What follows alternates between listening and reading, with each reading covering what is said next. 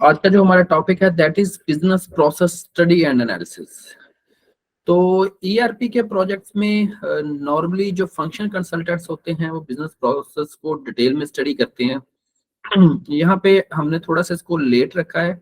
इससे पहले हमारी कोशिश थी कि हम आपको प्रोडक्ट से मुतारफ करवा दें, ताकि आपके पास जब प्रोडक्ट का नॉलेज हो तो उसके बाद जब हम प्रोसेस की बात करें तो आप अंडरस्टैंड कर पाए कि हम किस डिफरेंस की बात कर रहे हैं। ठीक है, अगर हम कहीं पे गैप की या स्टैंडर्ड और एक्चुअल के डिफरेंस की बात कर रहे हैं तो हम किस चीज की बात कर रहे हैं।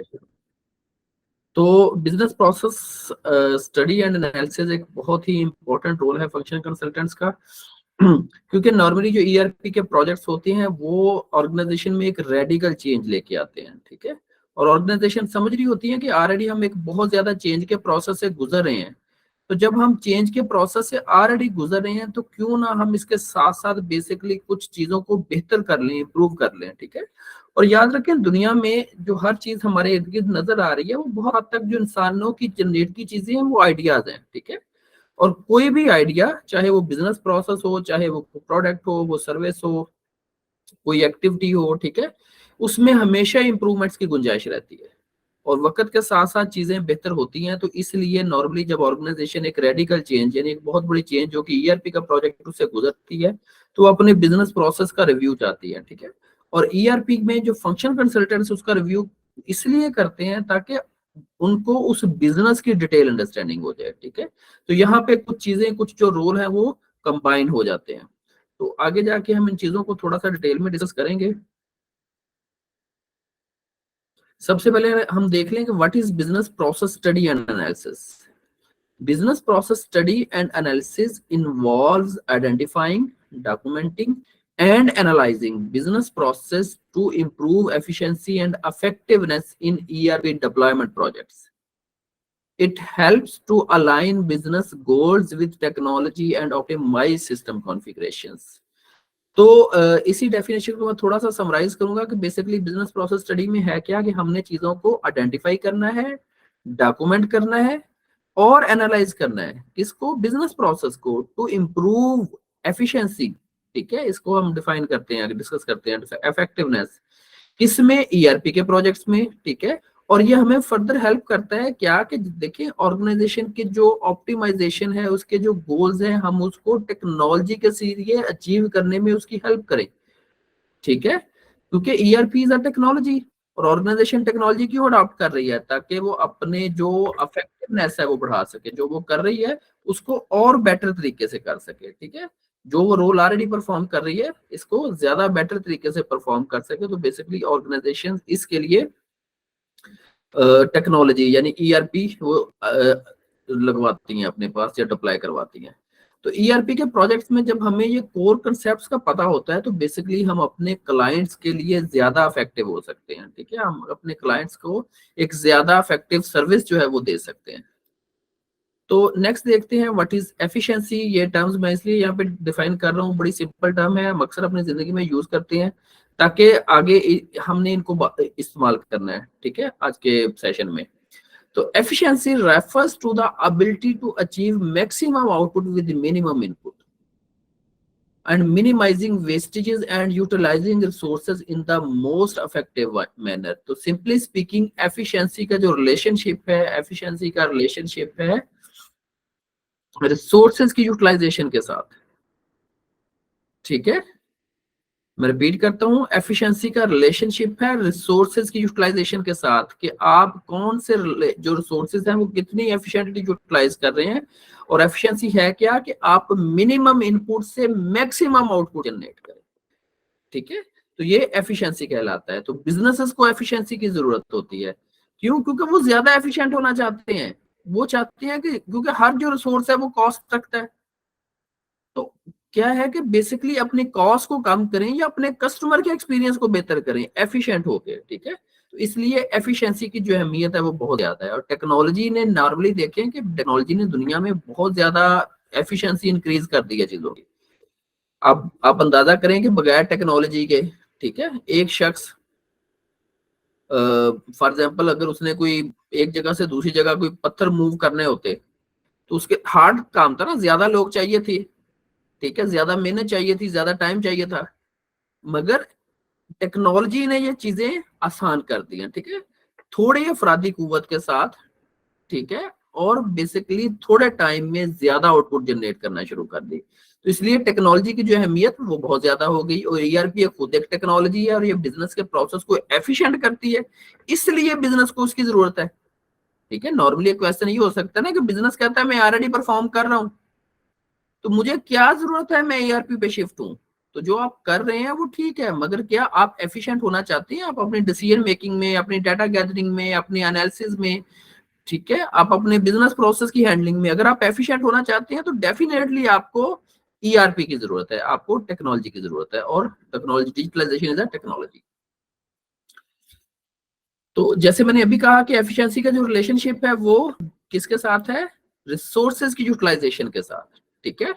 It is a measure of how well a system, process or organization converts inputs into outputs while avoiding unnecessary resources consumption. Examples of efficiency through process engineering में streamlined workflow, ठीक है, आप वर्क फ्लो एक ऐसा बना देते हो जो ज्यादा एफिशिएंट है। मसलन बिफोर री engineering and in a manual document approval process, multiple hands of and physical movements of document slow down the approval cycle. After re-engineering, implementation of digital approval workflow eliminates unnecessary steps, speeding up the approval process and reducing delays. ठीक है, ओडो में online approval hierarchies है, ओडो आपको mobile app भी देता है। तो हम फर्ज कर लेते हैं, ठीक है, कि फॉर एग्जांपल जैसे हमारे साथ हुसैन वली है, तो हुसैन वली के पास कुछ अप्रूवल्स हैं, ठीक है, जो इन्होंने करनी होती है। He is out of office. अब ये ऑफिस आएंगे तो एक फिजिकल डॉक्यूमेंट या पे तो तभी साइन कर सकेंगे ना। अब वो हो सकता है ऑफिस एक दिन के लिए ना हो, 2 दिन के लिए ना हो, वो वेट हो रहा हो, ठीक है। तो टेक्नोलॉजी ने क्या किया कि आपने जैसे ही डॉक्यूमेंट जो है वो सेंड किया, वो फौरी जो है उनके डैशबोर्ड पे, उनकी स्क्रीन पे अपीयर हो गया हुसैन वाले के, कि आप इसको अप्रूव कर दें, ठीक है। तो देखा, प्रोसेस को एफिशिएंट कर दिया ना। तो नॉर्मली जब हम बिजनेस प्रोसेस की स्टडी करते हैं तो हम देखते हैं हम क्या एफिशिएंसीज कैसे ला सकते हैं, हम बिजनेस प्रोसेस को कैसे स्ट्रीमलाइन कर सकते हैं, हम बिजनेस प्रोसेस हमारा कैसे बेहतर हो सकता है। मैं इसके लिए आपको ना एक एग्जांपल दूंगा मैकडॉनल्ड की। मैकडॉनल्ड जब अर्ली लॉन्च हुआ तो एक्चुअली ये मैकडॉनल्ड ब्रदर्स भाई थे जिन्होंने ये बिजनेस लॉन्च किया था, ठीक है, एक उनका फूड पॉइंट था। और ये वो एरा था जब अमेरिका में गाड़ियां जो है वो मिडिल क्लास की पहुंच में आना शुरू हो गई थी, ठीक है। तो अब हुआ क्या कि बिजनेस इनका बहुत अच्छा चल रहा था, इनकी प्रोडक्ट रेंज बहुत वाइडर थी, और इनका बिजनेस मॉडल इस तरह था जैसे एक ओपन एरिया में एक फूड पॉइंट है, इर्द गिर्द पार्किंग स्पेसेस है, और ये बेसिकली विद इन व्हीकल्स गाड़ी के अंदर भी डिलीवरीज देते थे, ठीक है। लोग गाड़ी के अंदर बैठे हुए हैं और उनकी फूड उन तक गाड़ियों में पहुंच रही है। अच्छा, इसी दौरान कुछ अर्सा गुजरा, बिजनेस बहुत सक्सेसफुल रहा, मगर कुछ ना बिजनेसेस को चैलेंज आने लग गए, ठीक है। चैलेंजेस में जो सबसे बड़ा चैलेंज था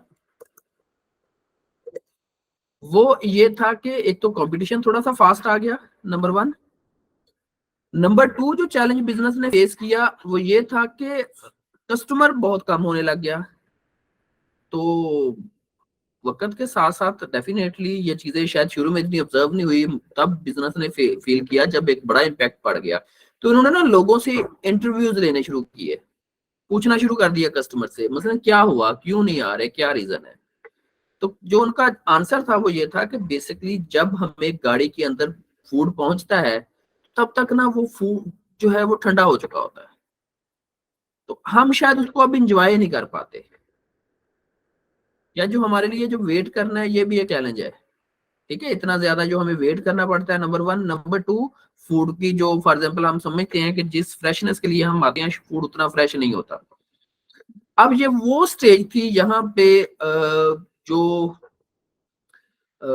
मैकडॉनल्ड को बेसिकली जरूरत थी अपने बिजनेस प्रोसेस को रीस्टडी और रीडिजाइन करने की, ठीक है। तो उन्होंने कैसे रीस्टडी किया, उन्होंने बेसिकली जो ड्राइव थ्रू का जो कंसेप्ट था फिर वो लॉन्च किया, ठीक है। मैकडॉनल्ड इसमें पॉइनियर है ड्राइव थ्रू के कंसेप्ट में। अब ड्राइव थ्रू तो आपने कहा, उन्होंने कहा कि ठीक है, बजाय कि हम गाड़ी में सप्लाई करें, हम एक रूट ऐसा डिजाइन करें जिसमें गाड़ी खुद हमारी विंडो पे आए और वो अपनी प्रोडक्ट पिक करे फौरी, ठीक है, बिल्कुल रेडी और फ्रेश और हॉट, ठीक है, और उसको एंजॉय करें। अब चैलेंज ये था कि अगर एक गाड़ी आपकी विंडो पे आती है तो आपने कितनी देर में उसको सर्व करना है और कैसे आप एफिशिएंटली उसको सर्व कर सकते हैं, प्रोसेस को कैसे स्ट्रीमलाइन किया जाए। तो सबसे पहला काम उन्होंने क्या किया, उन्होंने कहा कि हमें बेसिकली अपनी जो मेन्यू है उसको शॉर्ट करने की जरूरत है। अगर हमारी प्रोडक्ट रेंज 50 प्रोडक्ट्स हैं तो हमें इसको रिड्यूस करके बिटवीन 20 टू 25 लानी पड़ेगी, और ये वो प्रोडक्ट्स होंगी जिनको हम क्विकली डिलीवर कर सकते हैं, ठीक है, और हमारे पास एक जो व्हीकल है उसका जो सर्विंग टाइम है वो max with in a minute हो, ताकि अगर क्यू में भी लोग हैं तो उनको ज्यादा ना वेट करना पड़े, ठीक है। तो और जो सेकंड उन्होंने अडॉप्ट किया मेथड इस बिजनेस प्रोसेस को स्ट्रीमलाइन करने के लिए, दैट वाज के स्टैंडर्डाइजेशन कर दो, हर चीज प्री डिफाइंड हो, हर चीज स्टैंडर्डाइज हो, हर स्टेप जो है बिजनेस का वो स्टैंडर्डाइज होना चाहिए, और इतनी स्टैंडर्डाइजेशन के जो लोग सर्व कर रहे हैं उनके पास जजमेंट का टाइम ना हो, क्योंकि कई दफा जजमेंट की वजह से भी चैलेंज आता है ना कि मैं सोच रहा हूँ, वो कहते हैं कि सोचने समझने का काम सिर्फ टॉप मैनेजमेंट को छोड़ दो, नीचे का काम एग्जीक्यूशन है, ठीक है, pre defined menu, pre defined time, hiring के हर चीज के प्रोसेस स्टेप्स प्री डिफाइंड कर दो, आपने फूड कैसे प्रोसेस करनी है प्री डिफाइंड टाइम फिक्स कर दो हर चीज का, ठीक है, कि ये मैंने इतनी देर करनी है। तो वो ऐसा जबरदस्त स्टैंडर्डाइजेशन के साथ उन्होंने वर्क फ्लो डिजाइन किया कि बिलीव करें कि वो वाकई उस गोल को उन्होंने अचीव किया, और जो अपनी बेसिकली जो उनको लग रहा था कि हम अपनी सेल लॉस्ट की है, वो अपने इस पूरे बिजनेस प्रोसेस से पूरी दुनिया में बिजनेस कर रहे हैं। आज मैं बेसिकली वो गए हुए थे बच्चों के साथ केएफसी, तो मैं सोच रहा था कि देखो ये भी एक बिजनेस मॉडल है कि ये भी, अब एक प्रोसेस बनाते हो, एक बिजनेस मॉडल बनाते हो, उसमें आप बेसिकली बिल्कुल जो क्या हम उसे कहेंगे कि एक्सपर्टीज है, अब वो लाते हो और उसके बाद दुनिया में रेप्लिकेट करते हो। तो एक्चुअली तो ये चीज है ना कि वो आपके बिजनेस डिजाइन और डिफाइन कैसे है। इसी तरह जो एक दूसरा चैलेंज जो मैकडॉनल्ड ने अपने इन हाउस फेस किया, वो ये था कि वक्त के साथ साथ बेसिकली इन्फ्लेशन की वजह से प्राइसेस बढ़ने लग गई। अब जब प्राइसेस अप हो रही थी तो कैसे पॉसिबल है कि हमने अपने कस्टमर को जो बेसिकली जो अपने प्रोडक्ट्स को ज्यादा कॉस्ट इफेक्टिव रख सकते हैं, कि हम उन कस्टमर पे ना इम्पैक्ट आने दें इस प्राइसिंग का, और हम कंपेटिटिव रहे मार्केट में। उसके लिए उसने क्या किया, उसने कहा कि हम ना बेसिकली सबसे पहले देखते हैं कि हमारे बिजनेस प्रोसेस की स्टडी की मैं बात करूं, बिजनेस प्रोसेस स्टडी किया, देखा कॉस्ट, जो मेजर हमारे कॉस्ट के एलिमेंट है वो कौन से हैं, और उसमें से एक मेजर एलिमेंट था दैट वाज वर्क फोर्स, जो वेटर्स थे जो सर्व कर रहे थे। अब इसका क्या सोल्यूशन किया जाए, उन्होंने कहा एलिमिनेट द वेटर्स। अच्छा जी, अगर वेटर्स एलिमिनेट करेंगे तो फिर क्या होगा, अब वेटर करते क्या क्या है, वेटर फूड सर्व करते हैं और पेमेंट कलेक्ट करते हैं। ओके, उन्होंने कहा व्हाट इफ अगर हम सेल्फ सर्विस का मॉडल जो है वो अप्लाई कर दें, दैट्स फाइन, पेमेंट का क्या करें, उनका पेमेंट बाद में जो लेनी है तो पेमेंट हम पहले क्यों नहीं ला सकते, रीअरेंज कर दें इस प्रोसेस को, क्यों ना पेमेंट को पहले ले आए, ऑर्डरिंग के साथ ही पेमेंट लें, फूड अपनी उठाए एंजॉय करे और चला जाए, ठीक है। तो वो क्योंकि वेस्टर्न कल्चर में जो ह्यूमन है वो एक मेजर कॉस्ट है, ठीक है, तो उन्होंने अपना टारगेट उसे अचीव किया। तो देखा कैसे स्टडीज के साथ, बिजनेस प्रोसेस की एनालिसिस और स्टडीज के साथ आप कितने ब्रेक थ्रू आइडियाज से चेंजेस ला सकते हैं।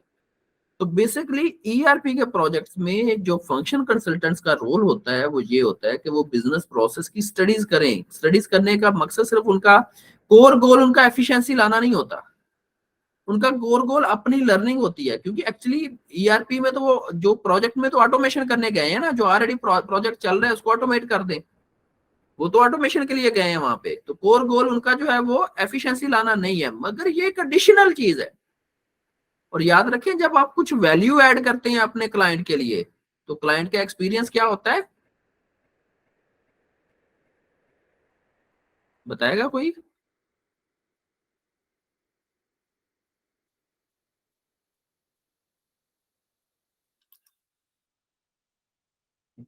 सो तो नहीं गया सारे, आवाज आ रही थी, समझ आ रही थी।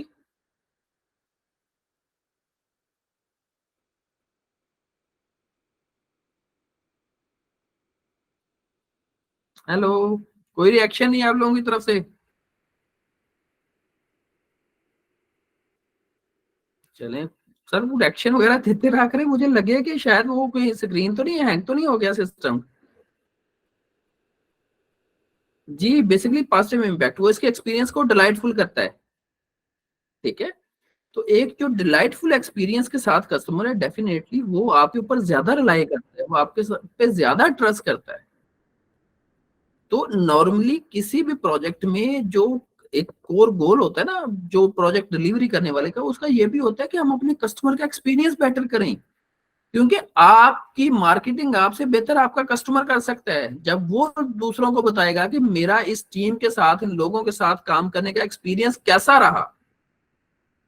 तो बेसिकली ये एक इम्पोर्टेंट पहलू होता है। ठीक है, तो एफिशिएंसी, जो एफिशिएंसी है वो ये है कि हम रिसोर्सेज की इफेक्ट बेहतर यूटिलाइजेशन करें, कम रिसोर्सेज के साथ हम ज्यादा आउटपुट लें। ठीक है, वेस्टेजेस जो है उनको रिमूव किया जाए, और जो वेस्टेज हर तरह की, wastage of material, wastage of time, यानी जितने भी तरह की वेस्टेज है उनको एलिमिनेट किया जाए।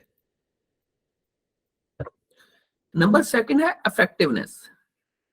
अच्छा, ये दोनों टर्म्स ना इकट्ठी यूज होती हैं नॉर्मली, मगर दोनों की अप्रोच डिफरेंट है। एफिशिएंसी तो फिर भी आसानी से समझ आ जाती है कि ये पर्सन बड़ा एफिशिएंट है। आज मैं एक क्लाइंट के पास गया हुआ था विजिट के लिए, तो उसका ऑफिस बॉय था, वो भागा ही फिर रहा था इधर बड़ा तेज तेज। तो मैंने कहा यार, बड़ा एफिशिएंट ऑफिस बॉय रख लिया तुमने। ठीक है, अब वो एफिशिएंट था, हर चीज जल्दी जल्दी कर रहा था, बट व्हाट इज इफेक्टिवनेस? ठीक है, नॉर्मली इफेक्टिवनेस को समझना मुश्किल है। ठीक है, इस ये टर्म हम कास्ट मोस्टली यूज करते हैं, भी वो पर्सन इफेक्टिव नहीं है, वो कास्ट इफेक्टिव नहीं है, ये रोल इफेक्टिव नहीं है। ठीक है, ये चीज इफेक्टिव नहीं है, बट व्हाट इज इफेक्टिवनेस? तो effectiveness refers to the degree to which something is successful in producing the desired results or outcome। तो याद रखिए, इफेक्टिवनेस का जो रिलेशनशिप है वो आउटपुट के साथ है, वो आउटकम के साथ है, वो रिजल्ट के साथ है। ठीक है, कोई पर्सन एफिशिएंट हो सकता है मगर वो इफेक्टिव नहीं हो सकता। ठीक है, एक पर्सन यानी एफिशिएंट है, आपने कुछ बच्चों को खड़ा किया, सामने की तरफ आपने 100 मीटर दौड़ लगानी है। ठीक है, उसमें आपके पास 30 सेकंड का टाइम है। अब वो 10 बच्चे थे, 10 में से जो 9 बच्चे थे वो तो सामने की तरफ भागे, और वो 30 सेकंड के बाद ही पहुंचे, मगर एक बच्चा वो दूसरी डायरेक्शन में भागा और वो 30 सेकंड से कम में पहुंच गया। देखिए, उसने एफिशिएंसी का मुजाहरा तो किया, इफेक्टिवनेस का मुजाहरा नहीं किया। क्यों? क्योंकि डायरेक्शन सामने की तरफ थी, ना कि बैक साइड पे। तो जो इफेक्टिवनेस का जो रिलेशनशिप है ना, ये बेसिकली गोल्स की अचीवमेंट के साथ है, रिजल्ट्स की अचीवमेंट के साथ है। जो आप कर रहे हैं, जो एक्टिविटीज आप परफॉर्म कर रहे हैं, क्या वो आपको आपका गोल अचीव करने के लिए हेल्प कर रही हैं? क्या वो आपको आपके गोल्स की अचीवमेंट की तरफ लेके जा रही हैं? If yes, then you are effective, if no, then you are not effective. तो जैसे मैंने कहा कि कोई बिजनेस प्रोसेस एफिशिएंट हो सकता है, मगर लाजमी नहीं है वो इफेक्टिव भी हो। हमने इफेक्टिवनेस के लिए गोल का की क्लैरिटी बड़ी जरूरी होती है कि गोल क्या है, क्या हम गोल की डायरेक्शन में बढ़ रहे हैं। तो इसलिए ईआरपी के प्रोजेक्ट्स में जब बिजनेस एनालिसिस करते हैं, तो ऐसी बहुत सारी एक्टिविटीज आप देख रहे होते हैं कि वो बड़ी एफिशिएंसी से हो रही होती हैं, मगर उनमें इफेक्टिवनेस नहीं होती। तो ऐसी एक्टिविटीज को हमने एलिमिनेट करना होता है, निकालना होता है। हम उनसे क्वेश्चन करते हैं, भाई ये जो चीज आप कर रहे हो उसका क्या पर्पज है, इसके पीछे क्या थॉट प्रोसेस है, इसी आउटकम क्या चाह रहे हो। ठीक है, तो बेसिकली हम उससे आइडेंटिफाई करते हैं ये चीजें इफेक्टिव है या नहीं है। मुझे बताएं इसके ऊपर कोई आपका कोई क्वेश्चन हो, इफेक्टिवनेस अंडरस्टैंड कर पाए, या और एग्जांपल दूं इसके लिए कोई?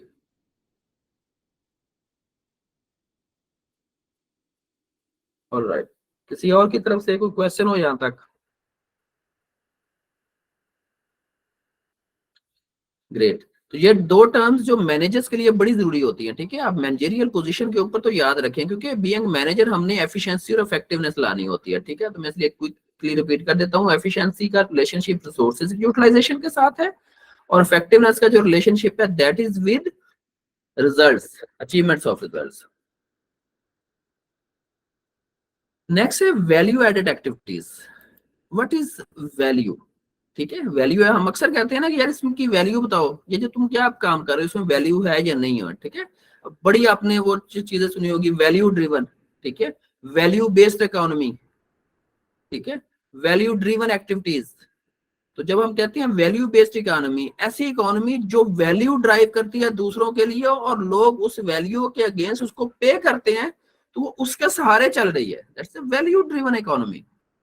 ठीक है, अब देखें, ये हम यहाँ पे गूगल मीट यूज कर रहे हैं, हम गूगल यूज करते हैं। अच्छा, बहुत सारे ऐसे लोग हैं जो इन सर्विसेज, जो पेड सर्विसेज भी यूज करते हैं। देखो, उन्होंने हमारे लिए एक वैल्यू क्रिएट की, उस वैल्यू के जरिए हम इंटरेक्ट कर रहे हैं। तो बेसिकली ये जो एक्टिविटी है ये वैल्यू एडेड एक्टिविटी है। ठीक है, तो वो इसलिए वो वैल्यू बेस्ड इकोनॉमी बन गई, वैल्यू ड्रिवन। देखो, आप अगर कभी सप्लाई चेन का एनालिसिस करो ना, आप डिस्ट्रीब्यूशन चैनल का एनालिसिस करो, डिस्ट्रीब्यूशन एक मैन्युफैक्चरर है, वो क्या करता है, वो कैसे वैल्यू क्रिएट करता है। ठीक है, वो रॉ मटेरियल्स लेता है मार्केट यानी इन्वायरमेंट से, इनपुट्स लेता है, इनपुट्स में रॉ मटेरियल्स होते हैं, लेबर होती है, ठीक है, एक्सपर्टीज होती है, कुछ ये बिजनेस प्रोसेस या मेथड्स वगैरह, उनके जरिए वो क्या करते हैं, उन मटेरियल्स को कन्वर्ट कर देता है किसी ना किसी फिनिश फॉर्म में। मैन्युफैक्चरर की बात करता हूँ, ठीक है, सर्विस को अगर हम सेट असाइड करें, तो अब उसने क्या किया, उसने क्या किया, बेसिकली जो कन्वर्जन थी ये वैल्यू ड्रिवन थी। अगर लोगों के लिए वो चीज इंपॉर्टेंट है, उसका मतलब है वो वैल्यू ऐड कर रही है उसके लिए। जैसा कि कोई एयर कंडीशन बना दिया, कोई टेलीविजन बना दिया, दैट इज अ वैल्यू। अब आगे देखो, डिस्ट्रीब्यूटर के पास उसने भेज दी। ठीक है, मतलब वैल्यू चेन में अगर बात करें तो उसने क्या किया, डिस्ट्रीब्यूशन चैनल में उसने आगे डिस्ट्रीब्यूटर को दे दी, डिस्ट्रीब्यूटर ने रिटेलर को दे दी, और रिटेलर ने वो प्रोडक्ट फाइनली कस्टमर तक पहुंचाई। तो अब यहाँ पे क्वेश्चन ये है कि भाई डिस्ट्रीब्यूटर क्या वैल्यू ऐड करता है। तो नॉर्मली जो डिस्ट्रीब्यूटर्स होते हैं वो बिजनेस में इन्वेस्ट करते हैं, वो मैन्युफैक्चरर के बिजनेस में इन्वेस्ट करते हैं। कैसे इन्वेस्ट करते हैं, क्यों, क्योंकि वो एडवांस में उससे प्रोडक्ट्स उसको पे करते हैं, प्रोडक्ट अपने पास रखते हैं।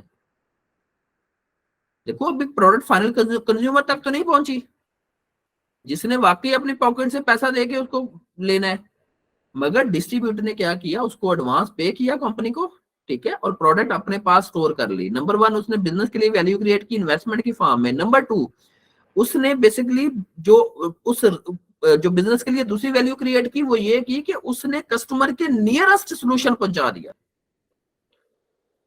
जो कंज्यूमर है उसके नियरेस्ट।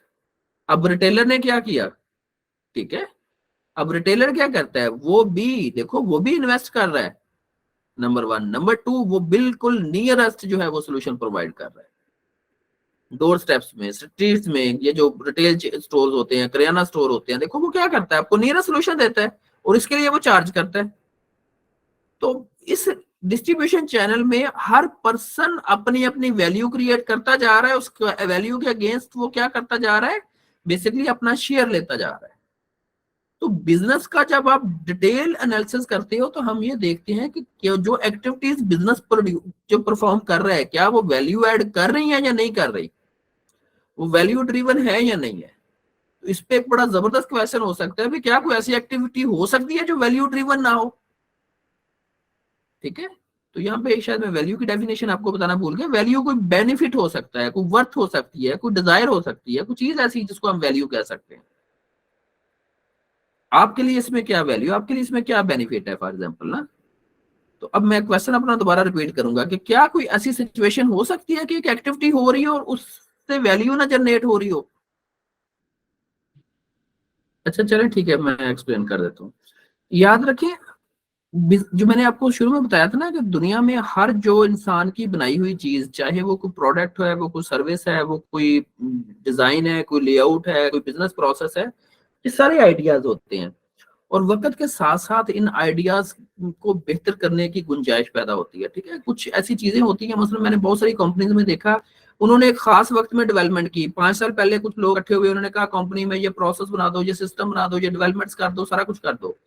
उसके बाद बड़ी चीजें चेंज हो गई, मगर वो बिजनेस प्रोसेस नहीं चेंज हुए, क्योंकि लोगों का मसला है कि लोग ना कई दफा वो चीजें रिपीट रिपीट किए जाते रहते हैं, किए जाते रहते हैं। क्यों, क्योंकि ये चीजें होती आ रही हैं, इसलिए हम करते जा रहे हैं। ठीक है, तो ये एक बहुत बड़ा जो प्रॉब्लम है कि जो लोग हैं जिसकी वजह से बेसिकली वो एक विशियस साइकिल में फंस जाते हैं, वो सिर्फ एक्टिविटी कर रहे होते हैं। और दूसरा जो रीजन है वो ये भी है कि बहुत सारे लोग ना वो एक बड़ी पिक्चर का पार्ट नहीं होते। बहुत सारे मैनेजर्स भी ये मिस्टेक करते हैं कि वो अपनी टीम को एक बड़ी पिक्चर का पार्ट नहीं बनाते, उनको छोटी छोटी असाइनमेंट देते हैं, आप सिर्फ इतना कंपोनेंट करो, आप सिर्फ इतना पार्ट करके कंप्लीट करके दे दो। ठीक है, इस तरह कुछ जो टॉप मैनेजमेंट होती है वो भी अपनी टीम को एक बड़ा विजन नहीं दिखाती है, एक बड़े पिक्चर का पार्ट नहीं बनाती उनको। ठीक है, उनको सिर्फ छोटी छोटी असाइनमेंट्स में एंगेज रखती है, सब फंक्शन सब कंपोनेंट्स में। इसलिए लोग आइडेंटिफाई नहीं कर पा रहे होते कि जो चीजें हम कर रहे हैं क्या ये वैल्यू ऐड कर रही है। ठीक है, और कुछ सोल्यूशन प्रोवाइडर्स जो होते हैं, वो सोल्यूशन प्रोवाइडर्स भी बेसिकली वो सिर्फ ना सोल्यूशन दे रहे होते हैं, उन सोल्यूशन के बैकएंड्स पे इम्पैक्ट नहीं देख रहे होते। तो इसकी मैं एग्जांपल अगर आपको दूं, एक ऑर्गेनाइजेशन में हमने एक उनका ना बेसिकली वेस्ट के ऊपर, वो ऑर्गेनाइजेशन थोड़े से सेंसिटिव बिजनेस में एंगेज थी, तो उस ऑर्गेनाइजेशन का ना वेस्ट के ऊपर बहुत ज्यादा था, कंट्रोल था उनका।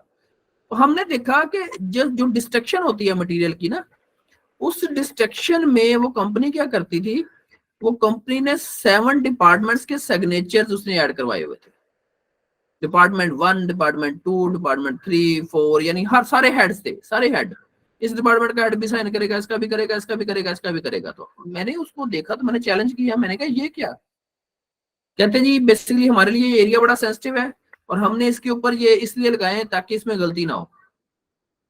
मैंने कहा पिछले 2 साल का अगर मैं आपसे रिकॉर्ड मांगू तो गलतियां कितनी हुई हैं, तो कोई गलती हुई है? उन्होंने कहा जी बिल्कुल हुई है। कितनी हुई है? काफी सारी हुई है। भी अगर आपने 7 लोगों को अप्लाई किया हुआ है, असाइन किया हुआ है टास्क, तो फिर मिस्टेक्स कैसे हो जाती हैं? अच्छा, हर मिस्टेक के साथ वो क्या करते थे, एक साइन और बढ़ा देते थे, ये मिस्टेक हुई अब ये पर्सन भी चेक करे। भी जो 5 नहीं कर सके वो छठा क्या करेगा, जो 6 नहीं कर सके वो 7वां क्या करेगा। अच्छा, उसके बाद मैंने कहा इसका मतलब है कि आपका ये मेथड इफेक्टिव नहीं है। इफेक्टिव तो तब होता है ना अगर उसने एलिमिनेट कर दी होती मिस्टेक्स। मिस्टेक्स तो अभी भी हो रही हैं। नंबर सेकंड, क्योंकि रिजल्ट के साथ अलग था ना, एलिमिनेशन रिजल्ट थी। अच्छा, नंबर सेकंड, मैंने कहा मुझे इसका एसओपी दे। उन्होंने कहा जी एसओपी तो नहीं है, बस वर्बली होता है, तुम भी साइन करो, तुम भी करो, तुम भी करो। तो दैट्स द सेकंड मिस्टेक। ठीक है, दैट्स द सेकंड मिस्टेक कि अगर आपने सिर्फ वर्बली बताना है तो। बहरहाल मैंने उन्होंने कहा जी क्या करें इसका अगर आप प्रोसेस को ऑप्टिमाइज करो। उन्होंने कहा there should be only 3 signatures, जो रेलिवेंट डिपार्टमेंट है, एक वहां से जहां से जनरेट हो रहा है वो क्वांटिटी बता रहे हैं, नंबर सेकंड जो उनसे रिसीव कर रहे हैं, और नंबर 3 जो डिस्ट्रक्शन के प्रोसेस में। सिर्फ 3 डिपार्टमेंट्स, और हर डिपार्टमेंट की एसओपी में डिफाइंड रिस्पॉन्सिबिलिटी होनी चाहिए। डिपार्टमेंट ए की जिम्मेदारी है वेट और प्रोडक्ट। ठीक है, और जस्टिफिकेशन ये वाकई वेस्ट है। जो रिसीव कर रहा है उसकी रिस्पॉन्सिबिलिटी क्या है कि वो उसकी वेरिफिकेशन दे कि मैंने बिल्कुल इसी प्रोडक्ट इसी जगह से इस डेट एंड टाइम को मैंने लिया है। और जो डिस्ट्रैक्ट कर रहा है वो अपनी, क्योंकि डिस्ट्रैक्शन की कुछ रिक्वायरमेंट थी, वो उसके लिए रिस्पॉन्सिबल है। हर चीज एसओपी में लिखी हो ताकि हर बंदा अपने एरिया की रिस्पॉन्सिबिलिटी ले। कल रिस्पॉन्सिबिलिटी लेगा तो अकाउंटेबिलिटी लेगा। जब चीजें देखो, जब कुछ चीजें किसी को स्पेसिफिकली असाइन ही ना होती, जब सारे के सारे वो उसमें वो होते हैं, आप सबको कॉमन रिस्पॉन्सिबिलिटी देती हो ना, ओनरशिप कोई नहीं ले रहा होता। तो ये बिजनेस में सबसे बड़ी मिस्टेक्स होती है। तो हमने प्रोसेस रिविजिट किया, हमने कहा 1 साल ऑब्जर्व करें, बिलीव करें 1 साल में एक भी मिस्टेक नहीं हुई। क्यों? क्योंकि हर पर्सन को पता था कि अब अगर ये इसमें ये गलती हुई मैं उसके लिए डायरेक्टली रिस्पॉन्सिबल हूँ। पहले गलतियां क्यों होती थी? पहले गलती इसलिए होती थी, पहले वाले दूसरे वाला समझता था, पहले वाले ने चेक कर लिया, साइन कर दिया। तीसरे वाला समझता दूसरे वाले ने कर दिया, या ऊपर वाला देख लेगा, वो कहता ऊपर वाला देख लेगा, कोई भी नहीं देखता था। सारे एक दूसरे पे छोड़े हुए थे। उन्होंने पता था अगर गलती होती है तो सारे डिपार्टमेंट ही आएंगे, किसको पकड़ेंगे। ठीक है, तो basically value added non value added activities ये ऐसी चीज है जब आपका माइंड रिकॉग्नाइज करने लग जाए किसी भी एक्टिविटी को देख के कि ये एक्टिविटी वाकई बिजनेस में वैल्यू एड कर रही है या नहीं कर रही। बिलीव करें ये वो स्टेज होती है। देखो ये एक एडिशनल स्किल है, ये वो एरिया जहां पे आप ईआरपी के साथ साथ additional business consultancy, management consultancy की सर्विसेज दे सकते हो। आप प्रोसेस ऑप्टिमाइजेशन की सर्विसेज दे सकते हो, बिजनेस प्रोसेस री इंजीनियरिंग की सर्विसेज दे सकते हो, ठीक है, एज बिजनेस एनालिस्ट अपना रोल प्ले कर सकते हो। तो इसलिए स्टार्ट में मैंने आपसे कहा था ना कि ईआरपी एक ऐसी फील्ड है जिसमें बहुत सारी ट्रांसफरेबल स्किल्स हैं।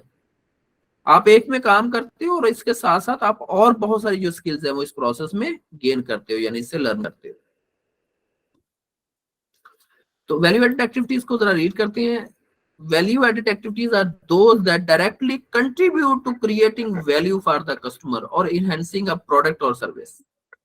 ठीक है, जो बेसिकली वाकई ही जो आप बिजनेस काम कर रहे हैं उसमें वैल्यू ऐड कर रही हैं, उसमें कुछ ना कुछ कंट्रीब्यूट कर रही हैं। ठीक है, these activities are essential for meeting customer requirements and are considered productive.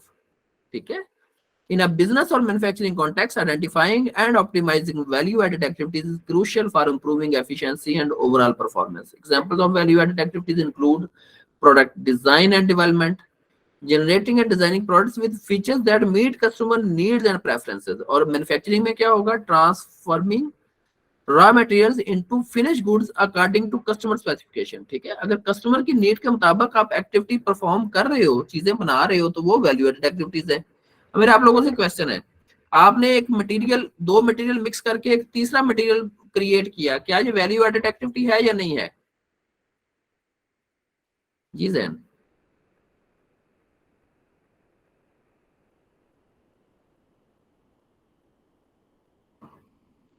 उसके बाद आपने उस मटेरियल को 2 दिन के लिए, ठीक है, क्योंकि आगे मशीन अवेलेबल नहीं थी, बिजी थी, 2 दिन के लिए आपने उसको एक जो स्टोर है सेमी फिनिश का, वहां पे रख दिया, क्या ये वैल्यू एडेड है या नहीं है?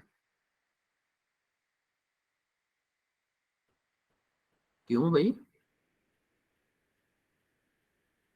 स्टोर में रखना वैल्यू एडेड क्यों नहीं है?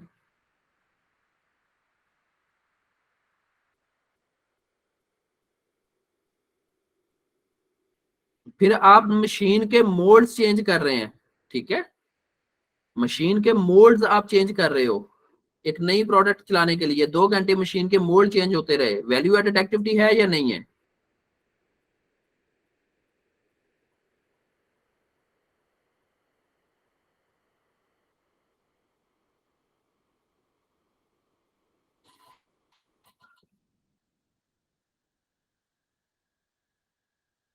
आइडियल तो नहीं हम कह सकते जी, ये भी वैल्यू एडेड नहीं। देखिए, हमने वैल्यू एडिशन कस्टमर के पॉइंट ऑफ व्यू से देखनी होती है। ठीक है, कस्टमर देखो, आपका वेटिंग टाइम, आपका जो है वो रीवर्क खराब हो गई, दोबारा ठीक करने के लिए, ये सारी की सारी नॉन वैल्यू एड एक्टिविटीज है। ठीक है, और मैंने आपको शुरू में बताया था ना कि बेसिकली प्रोसेस बनते इंप्रूव नहीं होते। तो जैपनीज का अगर आप मेथड पढ़ो ना, जैपनीज ने एफिशिएंसी पे भी काम किया, इफेक्टिवनेस पे भी काम किया। उन्होंने कहा हर नॉन वैल्यू एडेड एक्टिविटी को रिमूव कर दो। टोयोटा का अगर आप लीन मैन्युफैक्चरिंग सिस्टम समझो तो वो क्या है, अगर आप टोयोटा का मैन्युफैक्चरिंग जो सिस्टम है इसकी कभी वीडियो देखो, वो क्या करता है, कहता है गाड़ी पहले डिपार्टमेंट्स में घूमती थी, कहता है मटेरियल एक जगह से दूसरी जगह लेके जाना भी नॉन वैल्यू एडेड एक्टिविटी है। लाइंस बना दी, हर चीज हर कंपोनेंट रेडिली अवेलेबल है, कोई वेटिंग टाइम नहीं, कोई प्रोसेस और एक्स्ट्रा प्रोसेस, हर चीज वो नॉट वैल्यू एडेड एलिमिनेट कर दी। इसको कहते हैं लीन मैन्युफैक्चरिंग। ठीक है, कि अपने प्रोसेस को बिल्कुल लीन कर दिया। ठीक है, और साथ साथ जो मैंने कहा था ना कि हमारे यहाँ लोग एक दफा प्रोसेस बनाते हैं फिर उसको अपडेट नहीं करते, तो उन्होंने मॉडल क्या मुतारफ कराया, कॉन्टिन्यूस इंप्रूवमेंट्स का। भी चीजें अगर ठीक नहीं भी है तो फिर भी उनको इंप्रूव करते चले जाओ। एक तो है ना कि ठीक है, अब वेस्ट ने बहुत स्टडी किया अभी, हालांकि पॉइनियर हम है, अमेरिकन है इंडस्ट्री में, मगर लीड किया क्वालिटी में और जो कस्टमर सेटिस्फेक्शन में जैपनीज ने। तो जैपनीज ऐसा डिफरेंट क्या करते थे, तो जो वेस्ट का मॉडल था ना, वेस्ट का मॉडल ये था कि अगर चीजें ठीक चल रही हैं तो बस ठीक है, उनको इंप्रूव तब करो जब उनमें कोई खराबी होती है। और जैपनीज ने क्या कहा, उन्होंने कहा कि बी कंटिन्यूस इंप्रूवमेंट, चीज ठीक चल रही है मगर आपको फिर भी लगता है इसमें इंप्रूवमेंट की जरूरत है, इसको इंप्रूव करते चले जाओ, इसको और बेहतर करते चले जाओ। उन्होंने ऐसे कॉन्सेप्ट्स मुतारफ कराए जिसने बेसिकली उन एक ब्रेक थ्रू थे, वो कॉन्सेप्ट्स और वो ideas that was break through are their businesses. इसी तरह नॉन वैल्यू एडेड एक्टिविटीज, ऐसी एक्टिविटीज जो कि बिजनेस ऑपरेशंस में डायरेक्टली वैल्यू ऐड ना करें फॉर द कस्टमर। कस्टमर के लिए ये मैटर नहीं करता कि आपने ओवर प्रोसेस किया है, आपने मशीन के मोल्ड चेंज किए हैं, आपने एक्सेसिव वेट किया है, ठीक है। कस्टमर के लिए क्या मैटर करता है, आपने उसके लिए क्या वैल्यू क्रिएट की है, जैसे एक्सेसिव वेटिंग टाइम, ठीक है, ओवर प्रोसेसिंग, ये सारी की सारी नॉन वैल्यू एडेड एक्टिविटीज है। बहरहाल कुछ ऐसी एक्टिविटीज होती हैं जो कंप्लायंस की रिक्वायरमेंट्स होती हैं, कोई इंटरनल पॉलिसीज होती है, उनके लिए करनी पड़ी है, मगर फिर भी इनकी जो रिमूवल है वो जरूरी होती है। अगर चाइनीज मॉडल भी पढ़ो तो आप देखोगे कि वो भी वैल्यू बेस पे ज्यादा काम करते हैं। जी, बिजनेस प्रोसेस री इंजीनियरिंग क्या है? Business process re engineering is a fundamental rethinking and redesigning of business process within an organization to achieve significant improvement key area such as efficiency, quality, cost and customer satisfaction, ठीक है। हमने अक्सर री engineering का term सुनी होगी ना, री इंजीनियरिंग। री इंजीनियरिंग क्या होता है कि किसी प्रोसेस, किसी प्रोडक्ट को या किसी प्रोसेस को आप ओपन करो, उसको दोबारा उसको रीअसेंबल करो, ठीक है, उसके सारे कंपोनेंट को जो है वो खोलो और उसके बाद देखो कि इसमें और चीजें कैसे बेहतर हो सकती हैं। तो री इंजीनियरिंग का कंसेप्ट बहुत कॉमन है कि जैसे चाइना ने भी क्या किया, उसने बहुत सारी अमेरिकन प्रोडक्ट्स की री इंजीनियरिंग की, ठीक है। एक तो होता है ना क्रिएटिव आइडियाज लेके आना, कि आप इनोवेशन और क्रिएटिविटी खुद लेके आ रहे हैं। तो अब देखो कि चाइनीज ने एक टाइम तक उनके आइडियाज क्रिएटिव नहीं थे, सिर्फ वो क्या करते थे, री इंजीनियरिंग करते थे। ऑलरेडी जो बनी हुई चीजें हैं उसको री इंजीनियर करके देखा कि इसको हम कैसे ज्यादा बेहतर बना सकते हैं, ठीक है, ज्यादा इफेक्टिव कर सकते हैं, इसको इसको ज्यादा कॉस्ट इफेक्टिव यानी कर सकते हैं, ठीक है। तो प्रोसेस की एफिशिएंसी कैसे बढ़ा सकते हैं, तो उन्होंने बेसिकली री इंजीनियरिंग का मॉडल था वो उसको बहुत ज्यादा यूटिलाइज किया। तो बिजनेस, जब हम ईआरपी के प्रोजेक्ट्स कर रहे होते हैं तो हम भी बिजनेसेस को री स्टडी करते हैं, ठीक है, क्योंकि स्टडी तो हम कर रहे होते हैं, हमारी कोशिश होती है कि भाई हम जब इतने लार्ज स्केल के ऊपर चेंज कर रहे हैं तो बिजनेस में वो गार्बेज इन गार्बेज आउट वाला मामला ना हो, हम प्रोसेस को रीडिजाइन कर दें, ठीक है। तो इसलिए बहुत सारे जो ईआरपी की फर्म्स होती है ना, जो ईआरपी की सर्विसेज प्रोवाइड करते हैं, वो साथ साथ बिजनेस प्रोसेस री इंजीनियरिंग की सर्विसेज भी देते हैं। कहते हैं अगर आपने ईआरपी नहीं भी लेना ना, आप हमसे हमारा प्रोसेस री इंजीनियर करवा लो, ठीक है। जैसे मैकडॉनल्ड की मैंने एग्जांपल दी थी कि मैकडॉनल्ड ने अपना प्रोसेस री इंजीनियर करवाया, ठीक है। उन्होंने री इंजीनियरिंग प्रोसेस की कैसे की, कि उन्होंने अब देखा कि अगर कस्टमर जो है वो नहीं वो कर पा रहा, वैल्यू जो है वो, अगर उसका सॉरी सेटिस्फेक्शन है वो अब कम होती जा रही है, तो उन्होंने अपने प्रोसेस की री इंजीनियरिंग की है, उस प्रोसेस को रीडिजाइन किया है उसके एक्सपीरियंस को बेहतर करने के लिए, ठीक है। और नॉर्मली ये एक सिस्टमैटिक अप्रोच होती है। इसमें होता क्या है, that is a systematic approach that involves the radical rethinking and restructuring of existing process, जिसमें उनको रीथिंक करना, रीस्ट्रक्चर करना या रीडिजाइन करना existing process rather than making incremental improvements, ठीक है। इंक्रीमेंटल इंप्रूवमेंट होता है थोड़ा थोड़ा करके बेहतर करो, री इंजीनियरिंग में होता है उसको टोटली चेंज कर सकते हो आप। It often leads to substantial change in how work is done. कई दफा ये पूरे का पूरा प्रोसेस शिफ्ट कर देता है, जैसे वो मैकडॉनल्ड की इन जो थी डाइन इन का उन्होंने चेंज किया था, ठीक है। वेटर खत्म कर दिया, पेमेंट को फ्रंट पे ले आए, ऑर्डरिंग शुरू से ले ली और जो कस्टमर है सेल्फ सर्विस पे शिफ्ट कर दिया, ठीक है। तो ये बेसिकली रीडिजाइन किया उन्होंने अपने इस बिजनेस प्रोसेस को। तो अब यहाँ पे मैं डिजाइन का वर्ड बार बार यूज कर रहा हूँ। तो व्हाट इज अ डिजाइन? अगर मैं आप लोगों से पूछूं डिजाइन क्या होता है, हम अक्सर सुनते हैं ये डिजाइन वो डिजाइन।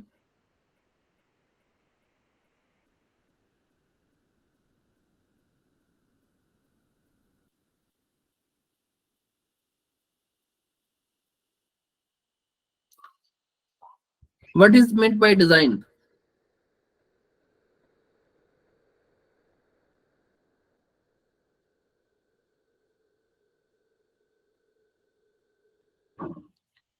अच्छा, इतनी गहरी गहरी बातें हैं जो आज ना मैं अपना पूरा समझने की जो नॉलेज का क्रक्स है ना वो शेयर कर रहा हूँ, मगर पता नहीं मुझे मजा नहीं आ रहा।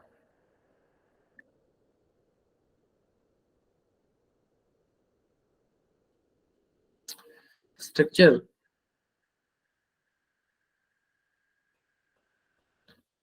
ठीक है। Design, basically design means, design is a solution of a problem, ठीक है।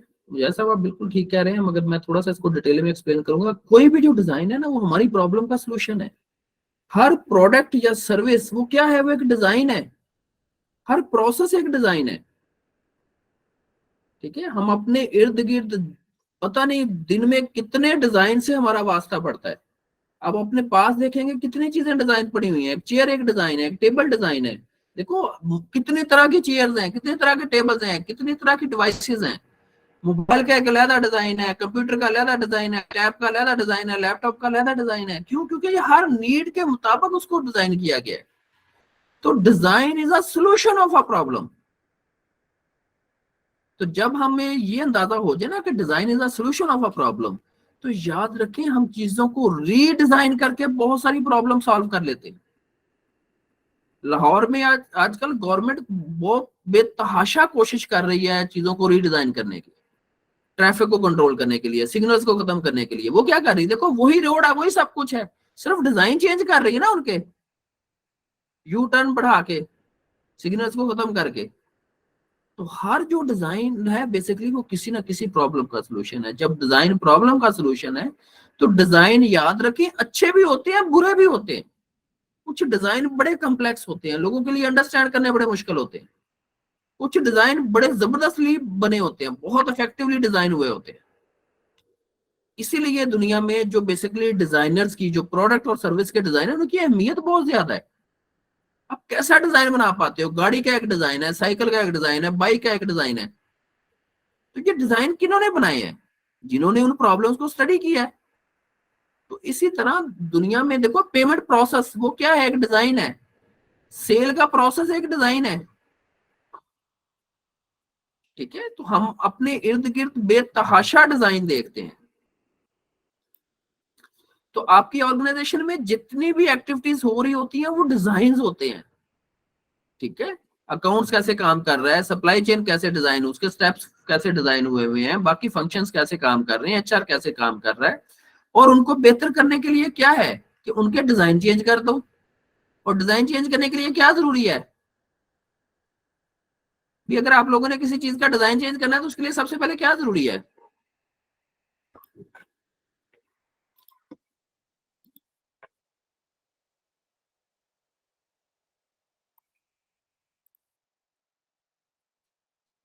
आइडिया तो खुद एक डिजाइन है।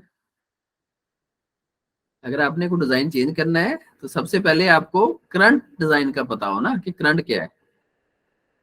ठीक है, वो किस प्रॉब्लम का सोल्यूशन है, फिर ही आप उसको बदल पाओगे।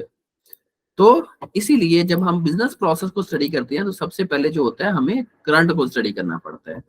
ईआरपी प्रोजेक्ट्स में normally functional consultants focus on optimizing and improving business process. वो बिजनेस प्रोसेस को ऑप्टिमाइज और इंप्रूव करने की कोशिश करते हैं। कैसे? इन एफिशिएंसीज जो नॉन वैल्यू एडेड एक्टिविटीज को रिमूव करके, सजेस्टिंग प्रोसेस इंप्रूवमेंट्स, ये क्या है, न्यू डिजाइन सजेस्ट करके, and working on process automation. और चीजों को ऑटोमेशन से क्या आती है, क्विकली बताएंगे ऑटोमेशन से क्या आती है, क्यों बिजनेस ऑटोमेशन करवाता है।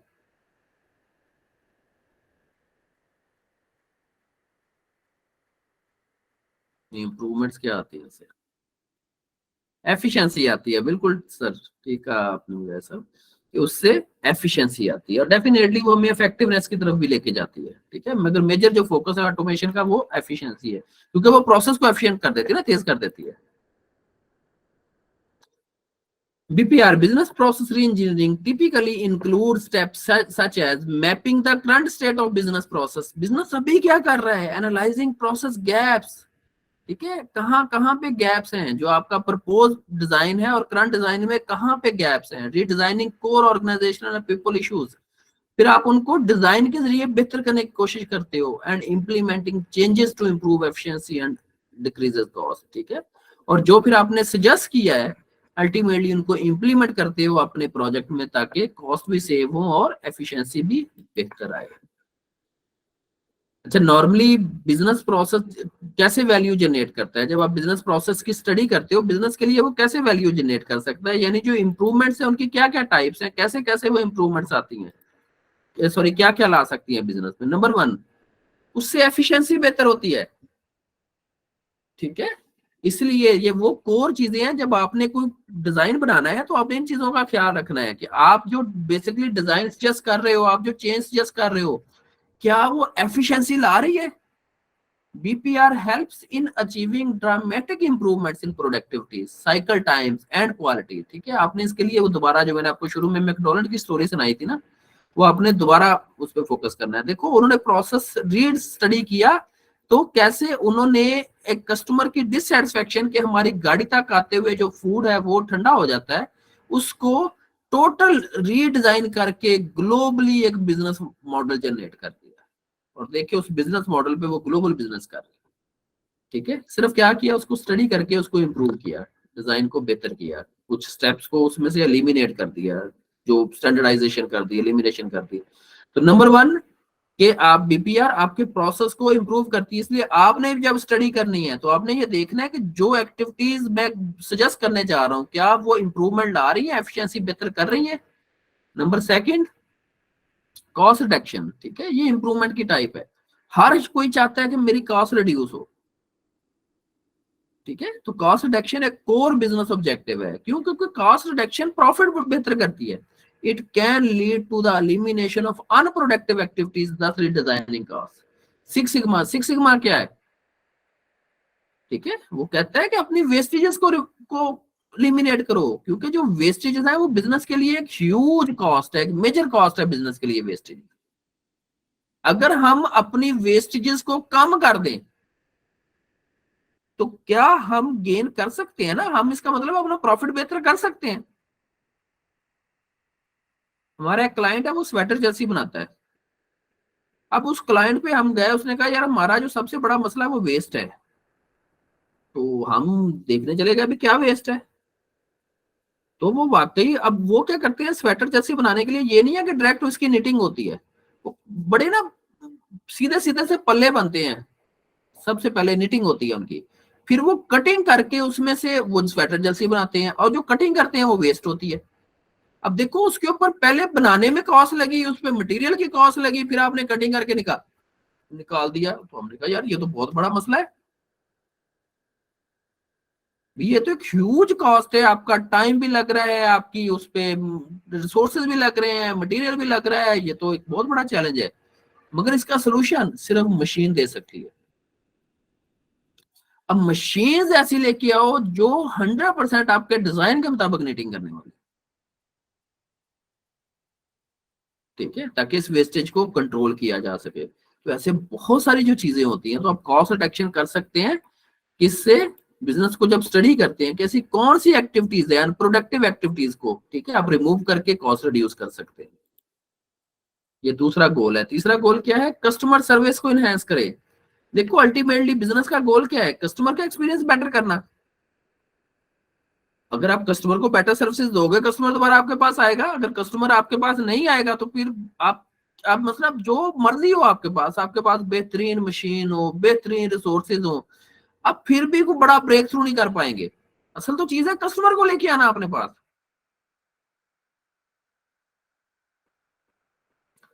तो कस्टमर सेटिस्फेक्शन से ही कस्टमर आपके पास आता है। ठीक है, by refocusing company values on customer needs, BPR can lead to improve customer satisfaction and higher quality products. ठीक है, तो हम अपने कस्टमर का अगर एक्सपीरियंस बेहतर करेंगे तो इससे कस्टमर की सर्विस भी बेहतर होगी, उसकी सेटिस्फेक्शन भी बेहतर होगी। मैं आपको यहाँ पे एक प्रोजेक्ट है, क्योंकि हम इस ट्रेनिंग में कोर प्रोजेक्ट उसी के बारे में ज्यादा करते हैं, वो सिंपल है, सर्विस से रिलेटेड है, आसान है समझना। कि एक क्लाइंट हमारे पास बेसिकली वो सर्विसेज देता था मेडिकल की ना, ये जो लोग इमिग्रेशन पे जाते हैं उनकी मेडिकल की सर्विसेज।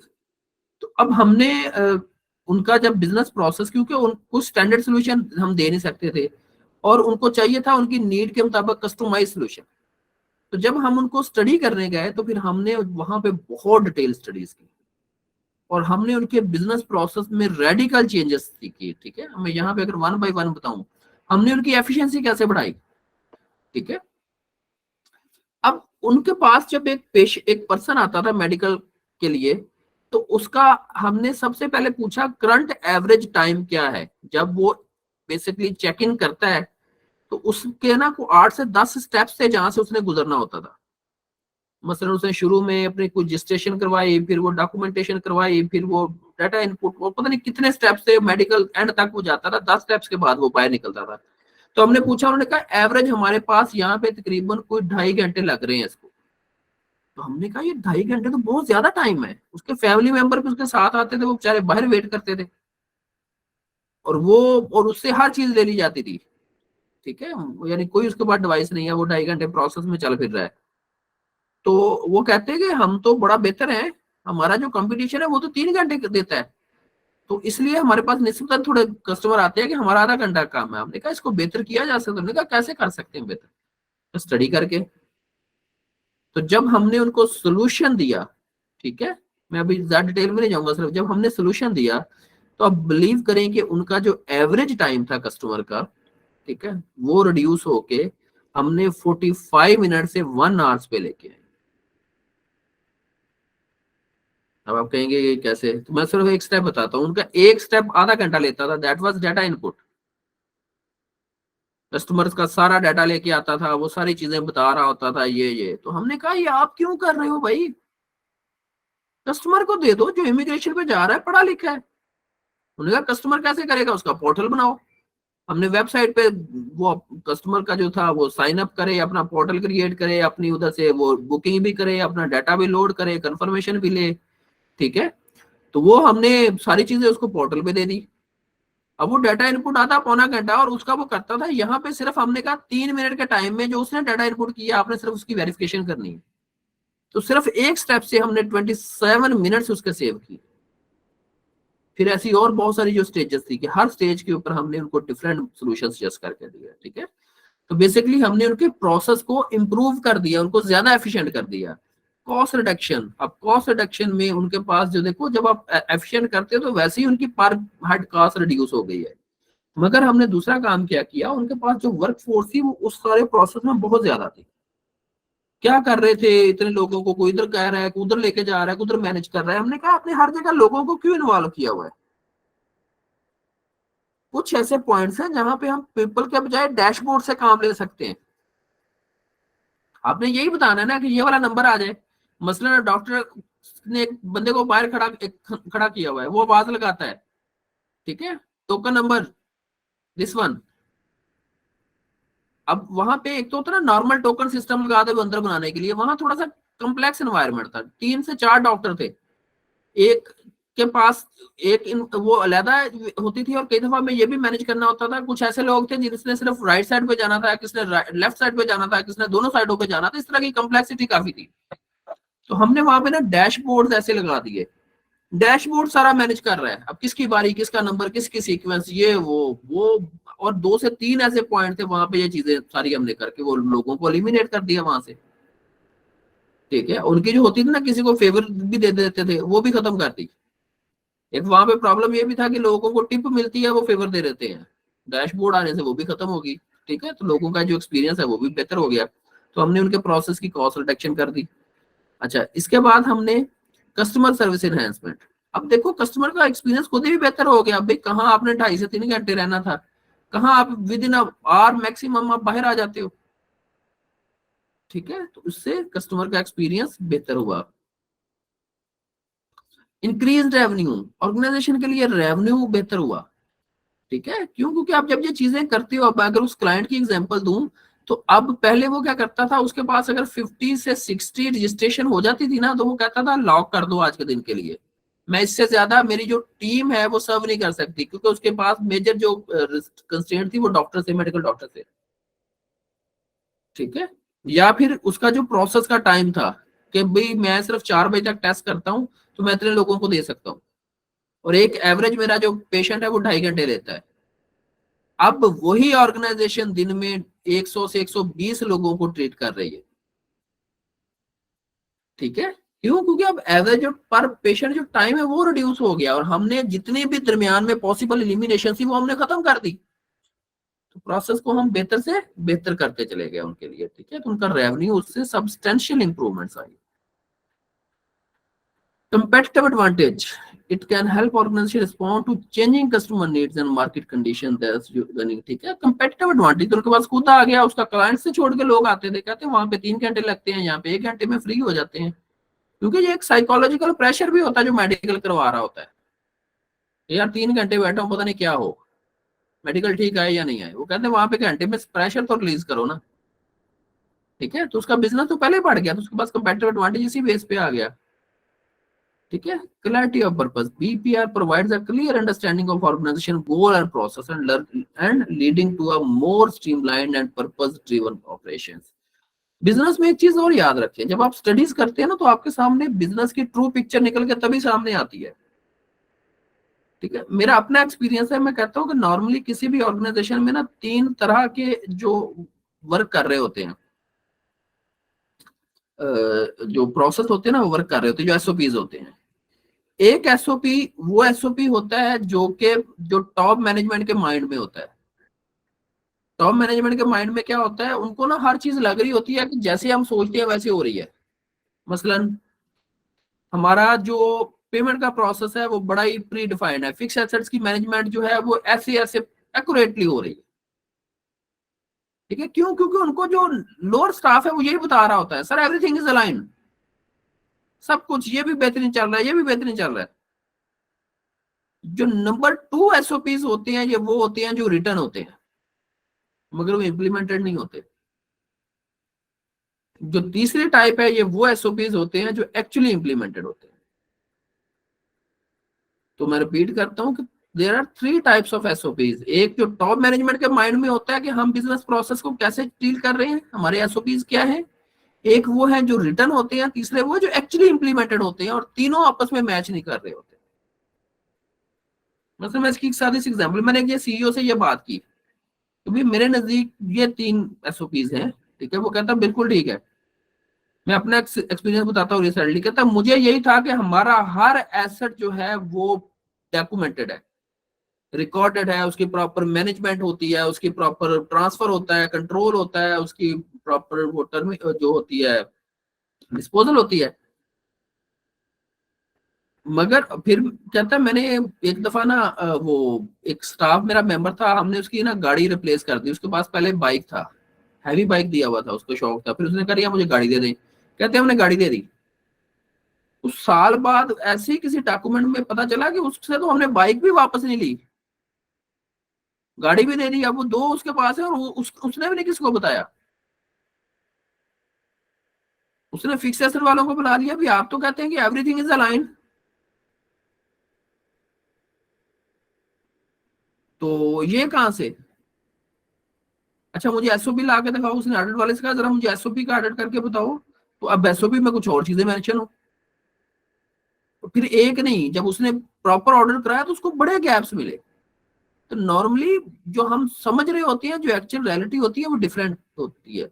मगर एक्चुअली आपको पता कैसे चलता है कि हो क्या रहा है, वो एक्चुअल स्टडी से। एक्चुअल जब आप प्रोसेस में जंप इन करते हैं, प्रोसेस में बैठते हैं, आपको वहीं पे पता चलता है कि चीजें कैसे फंक्शन कर रही हैं, काम कैसे हो रहे हैं। और आपकी सारी की सारी एक्टिविटी से, बीपीआर की स्टडी से आपका जो प्रोसेसिंग टाइम है वो बेहतर होता है। उससे अल्टीमेटली क्या होता है, बिजनेस का जो रिसोर्सेज है वो सेव होते हैं। की स्टेप्स क्या है बीपीआर में? ठीक है, जब आपने कोई भी बिजनेस प्रोसेस की स्टडीज करनी है, री इंजीनियरिंग करनी है, तो सबसे पहले एनालाइज करना है कि काम कैसे हो रहा है। ठीक है, critically examine existing process, identify bottlenecks, redundancies and areas for improvement. उसको डिटेल में एनालाइज करो, अभी चीजें कैसे हो रही हैं, फिर री इमेजिन करो। ठीक है, challenge traditional assumptions and explore innovative ways to deliver value. ये वो स्टेज है जहां पे अगर आप लोगों को क्रिएटिविटी के बारे में पता हो, ये आप लोगों के लिए हेल्पफुल हो सकता है कि आप एग्जिस्टिंग मेथड्स, तरीकोकार चीजों को चैलेंज करते हो, भी ऐसे नहीं होनी चाहिए थी, हम इसको कैसे बेहतर कर सकते हैं। ठीक है, फिर आप रीडिजाइन करते हो, develop new process that are streamlined, efficient and customer centric. और जब आपका डिजाइन अप्रूव हो जाता है, फिर आप उसको इम्प्लीमेंट करते हो, और इम्प्लीमेंट करके उसको मॉनिटर भी करते हो। क्योंकि लोगों का ये चैलेंज है कि वो बहुत, अगर आप उसको प्रॉपर उस पर मॉनिटर ना करो तो वो बहुत क्विकली वापस चले जाते हैं। ठीक है, वो बहुत क्विकली पुरानी स्टेजेस पे आ जाते हैं। जी बिल्कुल, हम रेजिस्टेंस को भी डिस्कस करते हैं कि जी रेजिस्टेंस देखो, चेंज मैनेजमेंट इसको कहते हैं हम, change management. Change management is a skill, मगर याद रखिए लोग चेंज से नहीं घबराते। हुसैन वली, सबसे पहले मैं आपको बता दूं, चेंज से कोई भी नहीं घबराता। लोग जो चेंज के साथ जुड़े हुए अफेक्ट्स हैं उनसे घबराते हैं। भी चेंज कई दफा लोगों के लिए बेहतरियां लेके आती है, इसलिए सबसे पहले हमें रेजिस्टेंस की साइंस समझने की जरूरत है। और ये चेंज की इफेक्ट से लोग क्यों घबरा रहे होते हैं, हम उनको क्लियरली बताते ही नहीं। हम करने क्या जा रहे हैं, कम्युनिकेशन गैप भी बहुत ज्यादा रखते हैं। ठीक है, तो यहाँ पे हमें इफेक्टिव कम्युनिकेशन की जरूरत होती है, उन लोगों को इन्वॉल्व करने की जरूरत होती है, एंगेज करने की जरूरत होती है। तो ये स्किल होती है जहाँ पे मैनेजरियल और कॉर्पोरेट कम्युनिकेशन इंपॉर्टेंट हो जाती है। मैं एक मिसाल आपको देता हूँ, एक ऑर्गेनाइजेशन में ना एक टॉप लेवल की मीटिंग हो रही हो, बाई चांस मैं भी मीटिंग में, क्या बड़े सीनियर प्रोफाइल के लोग बैठे हुए थे, तो डिस्कशन हो रही थी। ऑर्गेनाइजेशन एक बहुत बड़े चेंज के प्रोसेस से गुजर रही थी। अच्छा, ऑर्गेनाइजेशन का ना हर स्टाफ मेंबर परेशान था कि पता नहीं क्या होने जा रहा है। अब वहां पे डिसीजन क्या हो रहा है, डिसीजन ये हो रहा था कि जो वो हाई प्रोफाइल मीटिंग थी कि हम ना इस हम ये अनाउंसमेंट कर दें कि हम क्या करने जा रहे हैं, और ये अनाउंसमेंट जो है ना, ये हम जो नोटिस बोर्ड पे लगा दें, नंबर वन। नंबर टू, हम वहां लिख दें कि कंपनी किसी बंदे को भी फायर नहीं करेगी। ठीक है, तो मैंने कहा कि अगर आप मुझे बोलने का मौका दें तो मैं कुछ कह सकता हूँ, क्योंकि मैं सबसे जूनियर था वहां पे, एज में भी और एक्सपीरियंस में भी। उन्होंने कहा जी बताएं। मैंने कहा ये दोनों अप्रोचेस लोगों में और बेसिकली वो क्रिएट करेंगी अनसर्टेनिटी। उन्होंने कहा कैसे? मैंने कहा भाई आप इतनी बड़ी चेंज सिर्फ नोटिस बोर्ड पे लगा देंगे तो लोग इसके बारे में चाहे वो ये करेंगे कि पता नहीं क्या होने जा रहा है। तो क्या होना चाहिए? मैंने कहा कंपनी का सीईओ, जो डिपार्टमेंट हेड्स हैं, जो आपकी लीडरशिप टीम है, उनको बुलाए कॉन्फ्रेंस रूम में और उनको डिसीजन ना दे, उनसे एडवाइस ले। मैंने कहा जो डिसीजन आप लेने जा रहे हैं, क्या आपको पता है आपके मैनेजर्स अलाइन है? उन्होंने कहा जी 80% अलाइन है इससे, वो ऑलरेडी यही चाहते हैं जो हम करने जा रहे हैं।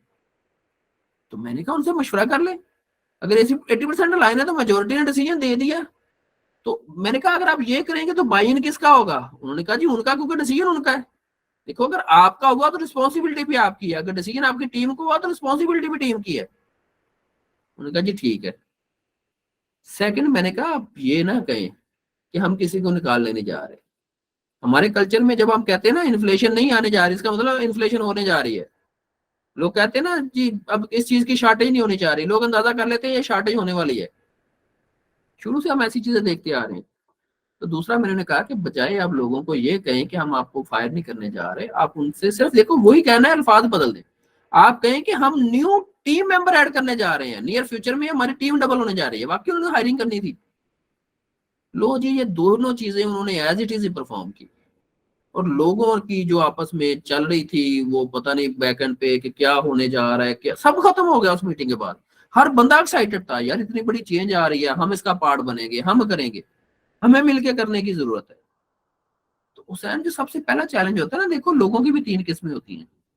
कुछ लोग होते हैं जो चेंजेस को वार्मली वेलकम करते हैं, कुछ लोग होते हैं उसको जम के रेजिस्ट करते हैं। जो तीसरी किस्म होती है ना, ये वो लोग होते हैं जो कि सिर्फ ना भी हालात सिचुएशन को देख रहे होते हैं। तो आप जो पहली और जो किस्म है ना, जो साथ होते हैं वो भी कम्युनिकेशन से आपके साथ आते हैं। जो दूसरी किस्म है, जो सिचुएशन को देख रहे होते हैं, ये भी आप उनको कम्युनिकेशन कर ले आपका पार्ट बन जाते हैं। जब मेजोरिटी आपके साथ हो जाती है ना, जो रेजिस्ट करने वाले वैसे ही कम रह जाते हैं। और नंबर थ्री, लोगों के लिए रेजिस्टेंस इतनी आसान नहीं है आज के दौर में। हमें लगता है लोग रेजिस्ट करते हैं, लोग जॉब के लिए आते हैं, वो वहां पे अर्निंग के लिए आते हैं। अगर फायदा कंपनी का हो तो कौन है उसको रेजिस्ट करे? और नंबर फोर, जो होते हैं ना प्रोजेक्ट मैनेजर्स, उनके पास चेंज मैनेजमेंट की स्ट्रेटजीज होती हैं। सबसे जो मुश्किल डिप्लॉयमेंट हम समझते हैं ना ईआरपीस की, वो प्रोडक्शन के एनवायरनमेंट में होती है। प्रोडक्शन के लोग बड़ा रेजिस्ट करते हैं। अच्छा, रेजिस्ट क्या करेंगे? ऐसे ही ये भी करते हैं, अभी इसमें हमें रेजिस्ट आएगा, मसलन अभी रिसोर्सेज का मसला है, उसका मसला, उसका। मैं कहता हूँ चला दो यार, जितना चलता है चलाओ तो सही, शुरू तो करो। अच्छा आप बताओ अभी क्या चला सकते हो? हम देखें जी, प्रोसेस की एंट्री नहीं करेंगे, ना करो। ठीक है, इनपुट आउटपुट डाल सकते हो सिर्फ, हाँ जी वो डाल देंगे, चलो इससे हमारा जीएल चल जाएगा, इसमें क्या मसला है। देखो स्टॉक चाहिए सेल करने के लिए, आ गया, थोड़ा अरसा गुजरा, इनपुट आउटपुट, फिर हम वो खुद ही आ जाते थे, हम उनके पास चले जाते थे। देखो हमेशा जो होता है ना तरीका, उनके प्रॉब्लम ढूंढो, उनके चैलेंजेस ढूंढो कौन कौन से, फिर क्या करो, प्रॉब्लम को अपने लिए अपॉर्चुनिटीज बना लो, उनकी को गलतियां को एरर है वो निकाल लो। यार अगर यहाँ पे सिस्टम हो तो ये प्रॉब्लम ना हो, ये तुम इतनी एफर्ट मैनुअली कर रहे हो, सिस्टम हो तो ये ना हो, तुम हर वक्त टीम पे डिपेंडेंट है, तुम्हें डाटा देगी, तुम्हारे पास जो ईआरपी हो तो ये ना हो। ऐसा ऐसा वो लोग आ ही जाते हैं यार, क्या तो सही रहे। हम फेजेस में चीजें करते हैं, यहाँ पे कम्प्लेक्स है, पहला फेज कर दो, दूसरा कर दो, तीसरा कर दो, बस आगे बढ़ते रहो, चीजें रोको ना। ठीक है, तो प्रॉब्लम ये होती है कि जहां पे आप भी रेजिस्ट करना शुरू कर दें। ठीक है, मैं कहता होता हूँ कि हमेशा जो है ना फ्लो क्रिएट करो, चलते रहो, रास्ता पानी को रास्ता दे दो ना, पानी अपना रास्ता देख लो, बनाता जाता है, आखिर वो पूरा रास्ता बना लेता है। ठीक है, तो वो रास्ता निकालना एक शुरू में थोड़ा सा चैलेंज होता है, तो रेजिस्टेंस उतना बड़ा इशू नहीं होता, मैनेज हो जाती है। मगर हम चेंज मैनेजमेंट में फ्यूचर में कभी कोई इंशाल्लाह करेंगे इसके ऊपर। की objectives of conducting a thorough business process.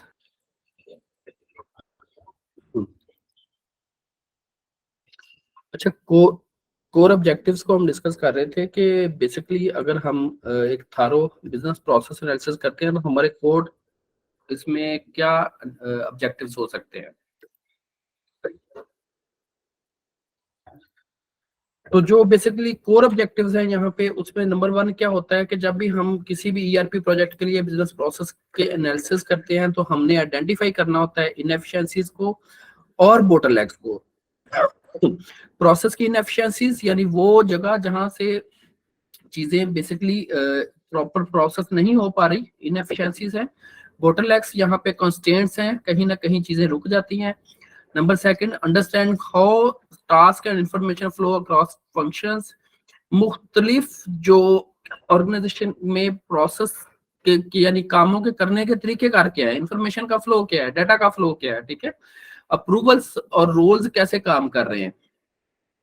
Define specific business requirements for the ERP system. ठीक है, ईआरपी से की रिलेटेड आपकी क्या ऐसी डिफरेंट जो ऑब्जेक्टिव है या रिक्वायरमेंट्स हैं, या इस प्रोजेक्ट को कंप्लीट करने के लिए आप क्या क्या कर सकते हैं। ठीक है, कई दफा हम स्कोप एनालिसिस के लिए भी बिजनेस प्रोसेस की स्टडीज करते हैं। स्कोप एनालिसिस से मुराद ये है सॉरी स्कोप एनालिसिस से मुराद ये है कि हमने जब ईआरपी का प्रोजेक्ट अप्लाई करना होता है तो ऐसी सूरत में हमने बेसिकली किन किन एरियाज पे फोकस करना है, किन किन मॉड्यूल्स पे फोकस करना है। ठीक है, कौन कौन से फंक्शन है जो हमारे स्कोप में शामिल है, तो उस स्कोप को डिफाइन करने के लिए और हर फंक्शन में हमें कितना काम करना पड़ेगा उसके लिए भी हम बिजनेस प्रोसेस की स्टडीज करते हैं। और finally optimize workflow to enhance operational efficiency. ठीक है, और आखिरकार हमारी कोशिश होती है कि कहीं पे अगर हमें ऐसा लगता है कि यहाँ पे प्रोसेस की इनएफिशिएंसी चल रही है तो हम इसको कैसे बेहतर कर सकते हैं। ठीक है, ये कोर ऑब्जेक्टिव्स होते हैं हमारे बिजनेस प्रोसेस की स्टडी से रिलेटेड।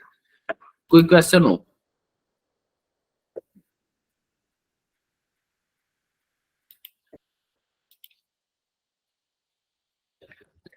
ये एक बड़ी इंपॉर्टेंट सी स्लाइड है।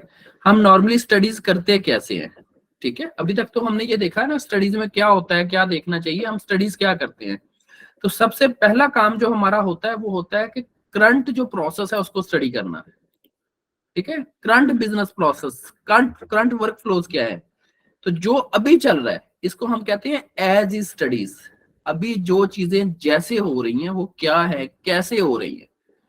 ठीक है, वो एज इज स्टडीज कहलाती है। तो इनिशियली ये हम एज इज स्टडीज कैसे करते हैं, ये हमारा जो नेक्स्ट टॉपिक है वो यही है। मगर सबसे पहले ये सिर्फ हम डिफरेंस देख रहे हैं कि बेसिकली क्या क्या होता है। तो सबसे पहले जो स्टडीज होती है वो एज इज स्टडीज होती है। ठीक है, करंट वर्क फ्लोज। अच्छा, करंट वर्क फ्लोज के ऊपर हम फिर उनको एक सजेस्टेड वर्क फ्लोज दे रहे होते हैं। नॉर्मली ये मिल के डिस्कस करके बन रहा होता है। ठीक है, तो करंट स्टडीज से सजेस्टेड स्टडीज पे जाने के लिए हम क्या करते हैं, उसमें से inefficiencies, non value added activities या न्यू मेथड्स या मॉडल्स उनको सजेस्ट करते हैं। ठीक है, कि वो क्या हो सकते हैं। और जो तीसरी हमारे पास चीज होती है वो ये है कि अगर हम एक स्टैंडर्ड ईआरपी को लेके चल रहे हैं तो वो स्टैंडर्ड ईआरपी कैसे फंक्शन करता है। फॉर एग्जांपल आपके पास एक प्रोजेक्ट आया, एक फ्लीट मैनेजमेंट सिस्टम का, ठीक है। गाड़ियां हैं कंपनी की, वो उसको मैनेज करना चाह रही है।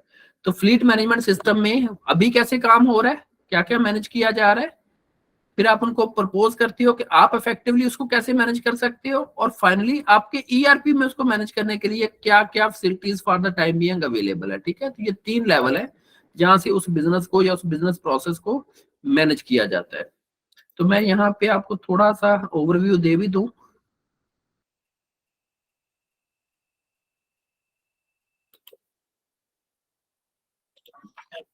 स्क्रीन शो हो रही है आपको?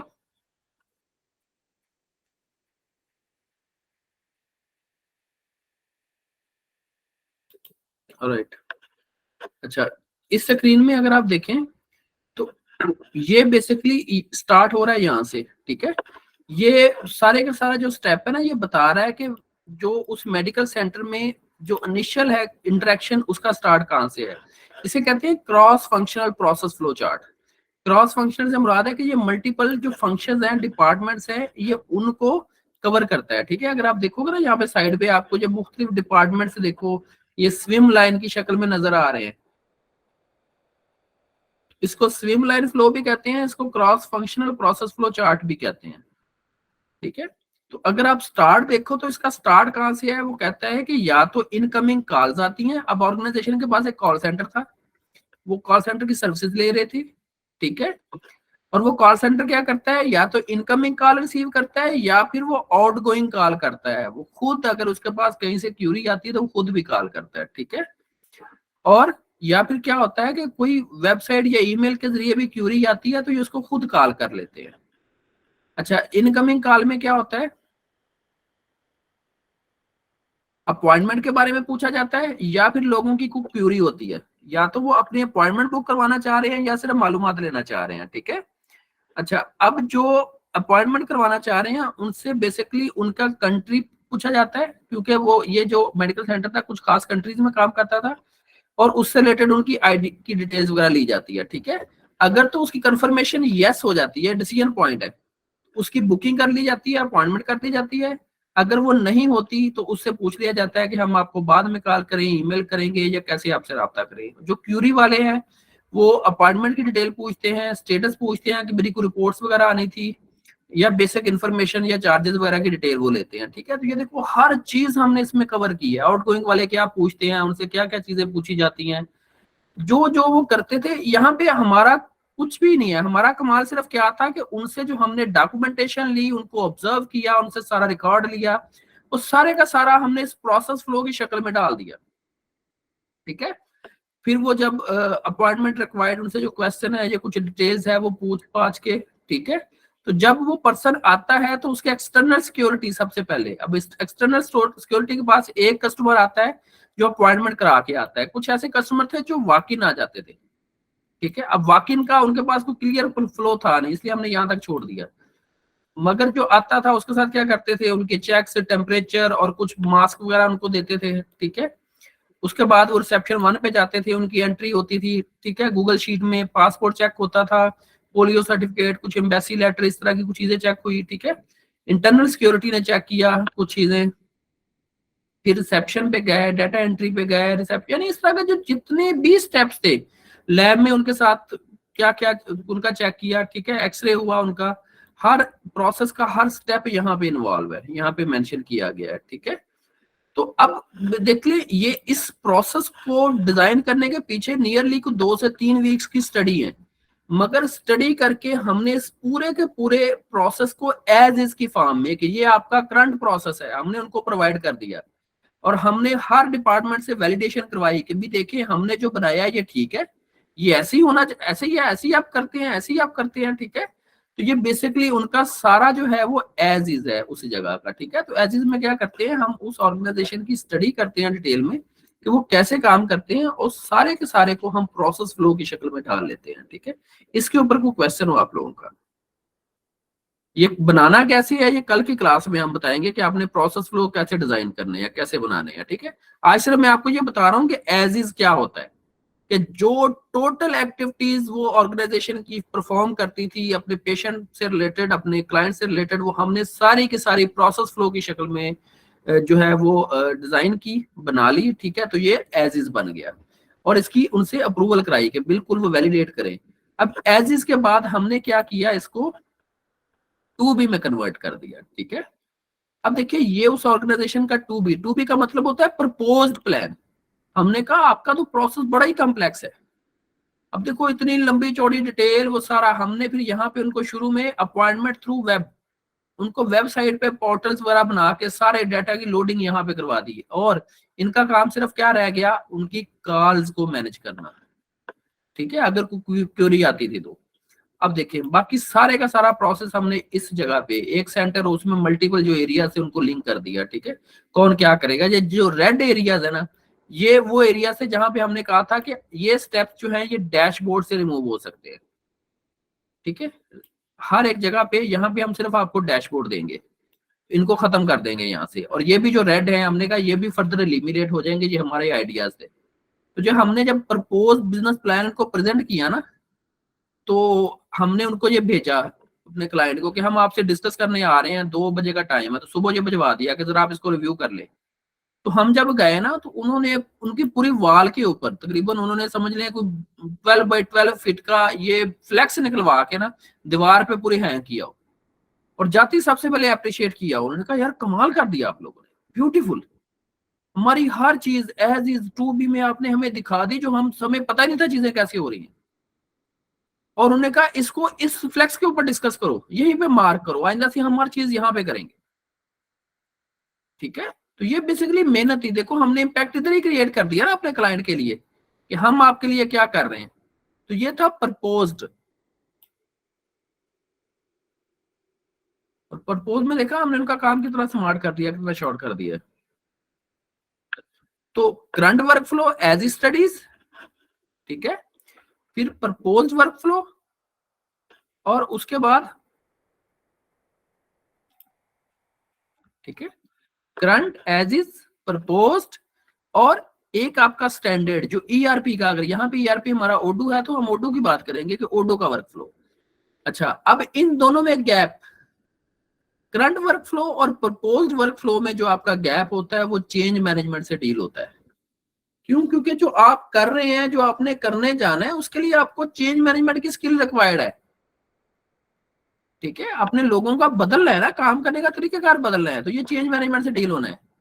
और प्रपोज्ड और ईआरपी वर्क फ्लो में जो गैप होता है वो कस्टमाइजेशन से होता है, ठीक है। हम इसको कस्टमाइजेशन कहते हैं ना, कि भैया ये आपका प्रपोज्ड प्लान है इसमें, और ये आपका स्टैंडर्ड फ्लो है, हमें आपकी नीड के मुताबिक कस्टमाइजेशन करनी पड़ेगी। तो आई होप कि आप अंडरस्टैंड कर गए होंगे इस डिफरेंस को।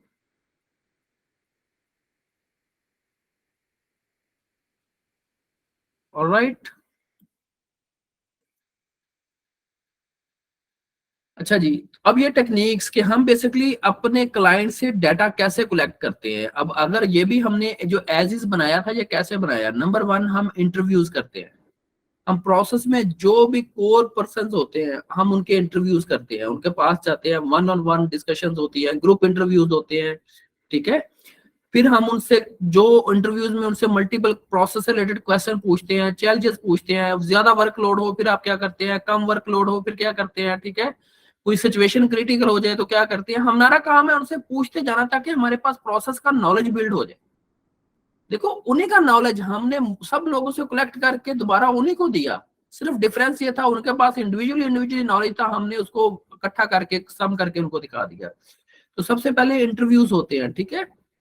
नंबर सेकंड क्वेश्चनियर सर्वे दिए जाते हैं कुछ, ये अब आपकी मर्जी है आपने कौन कौन सी टेक्निक यूज करनी है। फॉर एग्जाम्पल यहाँ पे हमने सर्वे नहीं यूज किया, ठीक है, तो हमने उनसे इंटरव्यूज किए हैं। सर्वे में आप नॉर्मली क्वेश्चनर दे देते हो, उससे उनसे चीजें इकट्ठी कर लेते हो। वर्कशॉप्स, अच्छा वर्कशॉप में क्या होता है कि ये इंटरेक्टिव वर्कशॉप होती है जिसमें ना डाइवर्स फंक्शंस के डिपार्टमेंट्स के लोगों को बिठा के आप उनसे क्वेश्चन पूछते हो, आप बताएं क्या होता है, आप बताएं क्या होता है। नॉर्मली जो इंटरव्यू होता है वो मोस्टली वन ऑन वन होता है, उसमें आप एक डिपार्टमेंट के लोगों को बिठा लेते हैं। वर्कशॉप में मल्टीपल डिपार्टमेंट्स के लोग बैठ के इकट्ठे बता रहे होते हैं, ठीक है।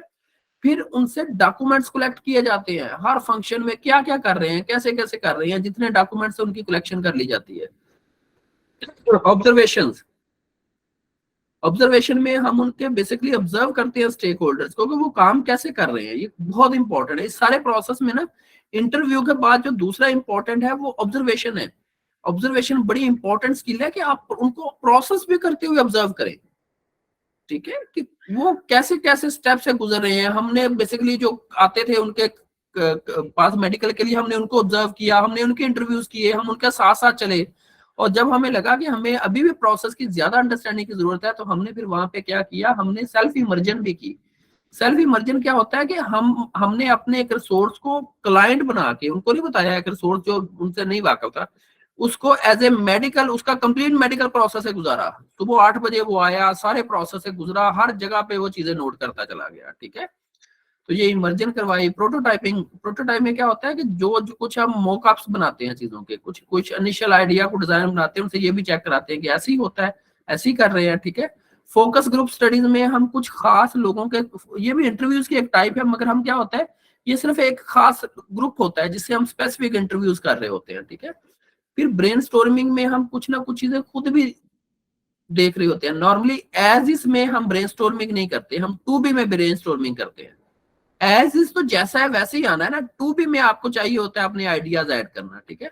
उनसे कोई यूज केस पूछते हैं, कुछ सिनेरियो को, कॉम्प्लेक्स सिनेरियो, कब चैलेंजेस आए, कब प्रॉब्लम आई, कोई सिचुएशन ऐसी हुई, किसी का बैड एक्सपीरियंस हुआ हो, किसी का अच्छा एक्सपीरियंस हुआ हो, फिर उनसे फीडबैक और रिव्यूज पूछे जाते हैं, और फाइनली चेंज रिक्वेस्ट। आप अगर जो पुराना सॉफ्टवेयर चल रहा है उस तरह में किस तरह की चेंजेस करवाते हैं, ठीक है, जो करंट सिस्टम में किस तरह की एक्सेप्शंस आती हैं, ठीक है। तो ये सारी की सारी चीजों से बेसिकली क्या होता है, हमें इनसाइट्स मिलती हैं कि ये लोग कैसे काम करते हैं, और इन इनसाइट्स को हम बाद में कन्वर्ट कर देते हैं उसमें प्रोसेस फ्लोज में। प्रोसेस फ्लो चार्ट्स कैसे बनाए जाते हैं, ये कुछ टूल्स हैं, जैसे माइक्रोसॉफ्ट का विजियो, जो भी प्रोसेस फ्लो चार्ट दिखा, ये माइक्रोसॉफ्ट विजियो में बने हुए थे, ठीक है।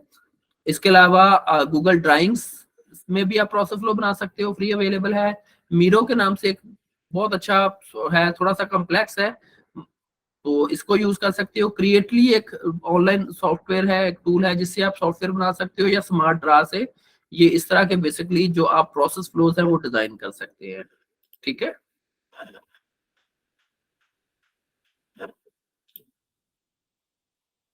अच्छा, नॉर्मली हमारी कोशिश होती है कि पूरे के पूरे प्रोसेस में हम कस्टमर के जो पेन पॉइंट्स है, ठीक है, हम उनको कलेक्ट करें, जो उसकी प्रॉब्लम्स है उनको कलेक्ट करें, क्योंकि आप किसी की प्रॉब्लम को सॉल्व करो उसकी वैल्यू तभी होती है ना।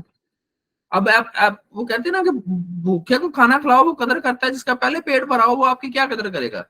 तो हमारा भी फोकस होता है पेन पॉइंट्स, जो बिजनेस की कोर इश्यूज हैं उनको सॉल्व कैसे करें। तो बेसिकली जैसे हमने वहां पे देखा कि वहां कस्टमर की पेन पॉइंट्स क्या थी। कस्टमर कहता था कि जी मुझे टाइम ज्यादा लगता है, ठीक है। बिजनेस कहता था मैं इन रिसोर्सेज को कैसे और बेहतर करूं, मैं ज्यादा अर्निंग कैसे करूं, ठीक है, मैं अपने कस्टमर का एक्सपीरियंस कैसे बेहतर करूं, मैं अपनी रिपोर्टिंग या मेरा जो एम्बेसी है मैं इसके साथ एक बेटर रिलेशन कैसे बिल्ड करूं। और मैं आपको ये बताना भूल गया कि जब हमने ये बेसिकली एक्सरसाइज की तो इसी बिजनेस को जो एम्बेसी थी उसने कहा कि आप लाहौर के अलावा क्या कराची में भी हमारी फ्रेंचाइज लेंगे। अब वो हमें बताते हैं कि हम बेसिकली कितने सालों से परसू कर रहे थे कि हमें कराची के में वो दे दें, फ्रेंचाइज दे दें। वो नहीं दे रहे थे कि वहां पे लीड आगा खान हॉस्पिटल कर रहा है। तो हमारे इस कस्टमर एक्सपीरियंस की बेस के ऊपर उन्होंने खुद हमें ऑफर कर दी, तो उनकी प्रॉब्लम सॉल्व हो गई, ठीक है। तो डाटा कलेक्शन में क्या करता है, डाटा गैदर करना है मुख्तलिफ सोर्सेज से, ठीक है। हमें कैसे पता चलता है बेसिकली पेन पॉइंट्स का, डाटा कलेक्शन करते हुए, इंटरव्यू से लोगों के, ठीक है। प्रोसेस मैपिंग जब हम बेसिकली एज इज बनाते हैं तो उससे भी हमें पता चल जाता है कि इनका बिजनेस कहाँ पे उलझा हुआ है। रूट काज एनालिसिस, कई दफा प्रॉब्लम्स हमारे सामने आती है, हम उनसे क्वेश्चन पूछना शुरू कर देते हैं, ये प्रॉब्लम क्यों है, इसके क्या रीजन है, उससे भी हमें उनके पेन पॉइंट पता चल जाते हैं। लोग इनएफिशिएंट है, प्रोसेस इनएफिशिएंट है, ठीक है, या सही डिजाइन नहीं हुआ, या लोग ट्रेन नहीं है, कहाँ पे मसला है। परफॉर्मेंस मैट्रिक्स, परफॉर्मेंस मैट्रिक का मतलब होता है कि केपीआईज वगैरह उनके क्या है, कैसे काम कर रहे हैं। स्टेक होल्डर्स का फीडबैक, जो स्टेक होल्डर होते हैं बिजनेस के, बेसिकली हम उनसे पूछते हैं आपको इसमें क्या चाहिए जो नहीं मिल पा रहा आपको, ठीक है। और फाइनली बेंचमार्किंग, बेंचमार्क होता है कि आप स्टैंडर्ड सेट कर देते हो। जब आप स्टैंडर्ड सेट कर देते हो तो उससे, या कोई जो इंडस्ट्री स्टैंडर्ड होता है सॉरी, उसके अगेंस्ट आप कंपेयर करते हो, बेंचमार्क कहलाता है। तो वैल्यू स्ट्रीम मैपिंग, ये वही बिजनेस प्रोसेस फ्लो चार्ट की है जहां पे आप वैल्यू वाइज प्रोसेस फ्लो बनाते हो, कहां वैल्यू जनरेट हो रही है, कहां वैल्यू नहीं हो रही, यानी वैल्यू एडेड एक्टिविटी कौन सी है, नॉन वैल्यू एडेड एक्टिविटी कौन सी है। आप प्रोसेस के वॉक थ्रूज करते हो, खुद प्रोसेस में से गुजरते हो, तो आपको पता चलता है कहाँ पे चैलेंजेस है, कहाँ पे रश लगा हुआ है, ठीक है, कहाँ क्लाइंट डिससेटिस्फाइड है। स्वॉट एनालिसिस बड़ा कॉमन मेथड है, ब्रेनस्टॉर्मिंग, प्रोसेस ऑडिटर्स या कंसल्टिंग एक्सपर्ट्स, कुछ जगह पे फील्ड एक्सपर्ट्स को बुलाया जाता है, वो आपको बताते हैं कि बिजनेस के जो है वो कहाँ पे है, ठीक है। तो इस सारी की सारी एक्टिविटी में हमारी जो एक कोर मकसद होता है वो ये होता है कि हम अपने बिजनेस प्रोसेस को अलाइन कर दें ईआरपी की कैपेबिलिटीज के साथ, क्योंकि अगर आपके बिजनेस प्रोसेस ईआरपी की प्रोसेस से अलाइन होंगे तो उससे क्या होगा, ईआरपी का डिप्लॉयमेंट जल्दी हो जाएगी, ठीक है, एफिशिएंसीज आएंगी, प्रोडक्टिविटी बढ़ेगी, ईआरपी का प्रॉपर यूजेज होगा, ठीक है, इंटीग्रेशन आसानी से हो जाएगी, बेनिफिट्स ईआरपी के मैक्सिमम मिलने लग जाएंगे बिजनेस को, स्टैंडर्डाइजेशन आ जाएगी, क्यों, क्योंकि बेसिकली प्रोसेस स्टैंडर्ड फ्लो से चला जाएगा ना, तो उससे कस्टमाइजेशन की कम्प्लेक्सिटी कम की जा सकती है जब आपको बिजनेस का पता हो। अडॉप्शन टू ईआरपी अपग्रेड्स आसानी से हो जाती हैं जब आप स्टैंडर्ड वर्क फ्लो पे हो, जब आपने कस्टमाइज किया हो तो ईआरपी इजीली आप उसको अपग्रेड नहीं कर सकते, ठीक है। और अगर एग्जिस्टिंग सिस्टम्स के साथ आप स्टडी करके उनको बेहतर करते हो तो स्टैंडर्ड में यूजर की अडॉप्शन भी बेहतर होती है, बजाय कि आप एक्सेप्शन क्रिएट कर रहे हो, ठीक है। तो बेसिकली ये मल्टीपल बेनिफिट्स हैं कि अगर आपका जो बिजनेस प्रोसेस है वो अलाइन है ईआरपी के स्टैंडर्ड फ्लो के साथ, ठीक है। और जो आपकी बेसिकली बिजनेस प्रोसेस की स्टडीज है, ये मकसद रीडिजाइनिंग हो, प्रोसेस फोकस होना चाहिए इसमें, कस्टमर सेंट्रिक पे काम करना है आपने, सिंप्लीफिकेशन जितनी पॉसिबल हो सिंप्लीफिकेशन लेके आए, प्रोसेस जितना सिंपल हो उतना इफेक्टिव होता है। और सिंपल का मतलब ये नहीं है कि कोर एक्टिविटीज खत्म कर दें, वहां पे क्रिएटिविटी की जरूरत होती है, सिंप्लीफाई कैसे कर सकते हैं, और आईटी की यूटिलाइजेशन होनी चाहिए प्रोसेस में। ये यहाँ तक को क्वेश्चन हो आप लोगों का?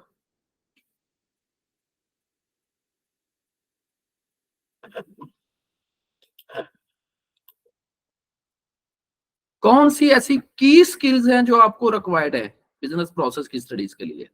नंबर वन, एनालिटिकल स्किल्स आप पे होनी चाहिए, ठीक है। अगर आपकी एनालिटिकल स्किल स्ट्रॉन्ग है, आप बिजनेस प्रोसेस बहुत इफेक्टिव बना लोगे, आप क्विकली एनालिसिस कर लेते हो चीजों का, ठीक है। टेक्निकली प्रोफिशिएंट होने चाहिए, आपको टूल्स और टेक्निक्स के ऊपर कमांड हो, आप मतलब प्रोडक्ट जैसे उडो के भी एक्सपर्ट हो, और साथ जो प्रोसेस फ्लो से रिलेटेड जो है ना आपने स्टडीज करनी है आप उसके भी एक्सपर्ट हो, प्रोजेक्ट मैनेजमेंट की एक्सपर्टीज होनी चाहिए, चेंज मैनेजमेंट की एक्सपर्टीज होनी चाहिए, कम्युनिकेशन स्किल्स होनी चाहिए ताकि लोगों से मालूमात निकलवा सको, ठीक है। लीडरशिप, कि आप प्रोसेस को और लोगों को इन्फ्लुएंस कर सको भी, क्या क्यों जरूरी है ये चेंज। डेटा एनालिसिस, ठीक है, डेटा में कहाँ कहाँ बेहतरी हो सकती है, स्ट्रेटेजिक थिंकिंग होनी चाहिए, टीम कोलैबोरेशन और कस्टमर सेंट्रिक अप्रोच, बेसिकली ये सारी मिलकर आपके एक्सपीरियंस को बेहतर करती हैं, ठीक है। तो नॉर्मली जो ये सारे का सारा प्रोसेस है ना, एट द एंड आपने इसको डॉक्यूमेंट करना है, ठीक है, और आपने इसको बहुत इफेक्टिवली डॉक्यूमेंटेशन इसकी रिक्वायर्ड होती है। इफेक्टिव डॉक्यूमेंटेशन में आपको क्या रिक्वायर्ड है, ठीक है, यानी आपने जितनी स्टडी की है ये फाइनली फिर आपने डॉक्यूमेंट की फॉर्म में रखनी है, कि ऐसे डॉक्यूमेंट करना है कि क्लियरली और स्ट्रक्चर्ड फॉर्मेट में, क्योंकि ऐसा ना हो बाद में आपसे एज इज टू भी मिले ही ना, ठीक है। और इनको अपग्रेड करना भी जरूरी होता है लॉन्ग टर्म में, अगर आपने बिजनेस क्लाइंट को मैनेज कर रहे हो ना, तो उसकी आने वाली चेंजेस को अपग्रेड उसको अपने प्रोसेस फ्लोज में भी अपग्रेड करना होता है हमने, ठीक है। तो उसमें उनकी प्रॉपर फॉर्मेट से उसको मेंटेन करें, उसमें जितना मैक्सिमम स्कोप है इन स्टडीज का वो कवर होना चाहिए, ठीक है। यानी आप चाहे उसकी जितनी रिक्वायरमेंट्स है, जो जो भी स्टडी कर रहे हैं वो प्रॉपर उनकी फाइलिंग करें, ठीक है, और कोशिश करें ज्यादा से ज्यादा उनको प्रोसेस फ्लो की शक्ल में या पिक्चर वगैरह की शक्ल में अपने पास रखे। कई तो कंपनीज आप बेसिकली स्टडीज की वीडियोस बनाती हैं, ठीक है, तो वो प्रॉपर प्रोसेस की वीडियोस बना लेती हैं कि कैसे कैसे चीजें हो रही हैं, बाद में उनको एनालाइज करती हैं, ठीक है। और जब आप इनको डॉक्यूमेंट कर रहे हो तो कोशिश करें कंसिस्टेंसी रखें सेम प्रोसेस की, और टर्मिनोलॉजी भी सेम रखें ताकि लोगों को फॉलो करना आसान हो। स्पेसिफिकली जिस जिस प्रोसेस में की इनसाइट्स या पेन पॉइंट्स हो वो बताएं, ठीक है। अब फॉर एग्जाम्पल आप पिछले दिनों एक बेकरी का विजिट किया, वो बेकरी का ना डिजाइन बड़ा ही ना इफेक्टिव नहीं है, एक काउंटर एक तरफ है, दूसरा और तरफ है, बिलिंग का और तरफ है, पेमेंट का और तरफ है, प्रोडक्ट का और तरफ है, और लोग घूमते ही रहते हैं दरमियान में, बिला वजह रश लगा रहता है, ठीक है। तो अब क्या है कि फॉर एग्जाम्पल अब ये उनका पेन पॉइंट है, आपने उस स्पेसिफिक एरिया को भी मेंशन करना है कि इसमें क्या क्या चैलेंज है। सपोर्टिंग एविडेंस एंड एग्जांपल, जहां जहां पॉसिबल हो वहां पे साथ इन चीजों को ऐड करें ताकि लर्निंग आसान हो। ऑफर क्लियर एक्शनेबल रिकमेंडेशन, जब आप प्रपोज प्लान बनाएं तो वो एक्शनेबल हो, जैसे हमने कहा कि ये सारी चीजें खत्म करके इसको वेबसाइट से हम इस तरह डील कर सकते हैं, तो एक एक्शनेबल फॉर्मेट में दे दिया हमने। Involve key stakeholders for accuracy and buy in, ठीक है। इम्प्लीमेंट वर्जन कंट्रोल, और जो जो अपग्रेड कर रहे हो वर्जन 1, वर्जन 2, वर्जन 3, और regularly review and update the documentation. फिर आप जो जो चीजें कर रहे हैं उनको मुसलसल बेहतर से बेहतर करते चले जाएं, ठीक है। फिर ही बेसिकली जो आप कर रहे हैं आप उस गोल को अचीव कर सकते हैं जो आप चाह रहे हैं। जी, इस पे कोई क्वेश्चन हो आप लोग का?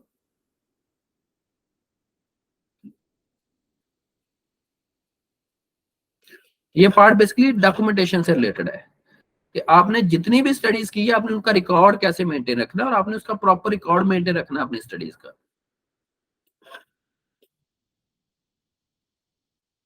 Conclusion: by conducting a thorough business process study, companies can identify inefficiencies, implement best practices, and optimize their ERP systems. तो ये बेसिकली आउटकम है या जो अचीवमेंट है ऑर्गेनाइजेशन की स्टडीज के बाद। तो thank you for joining on this journey, ठीक है। अगर आपके कोई क्वेश्चन है तो आप पूछ सकते हैं यहाँ पे।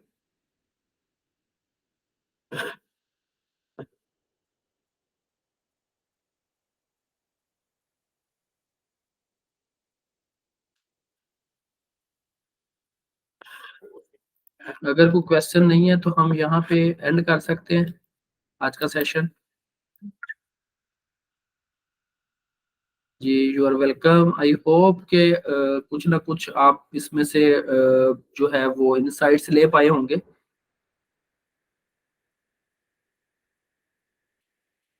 क्योंकि ये बहुत इंपॉर्टेंट एरिया है, ठीक है, बिजनेस प्रोसेस में। जी, चलें, थैंक यू जी।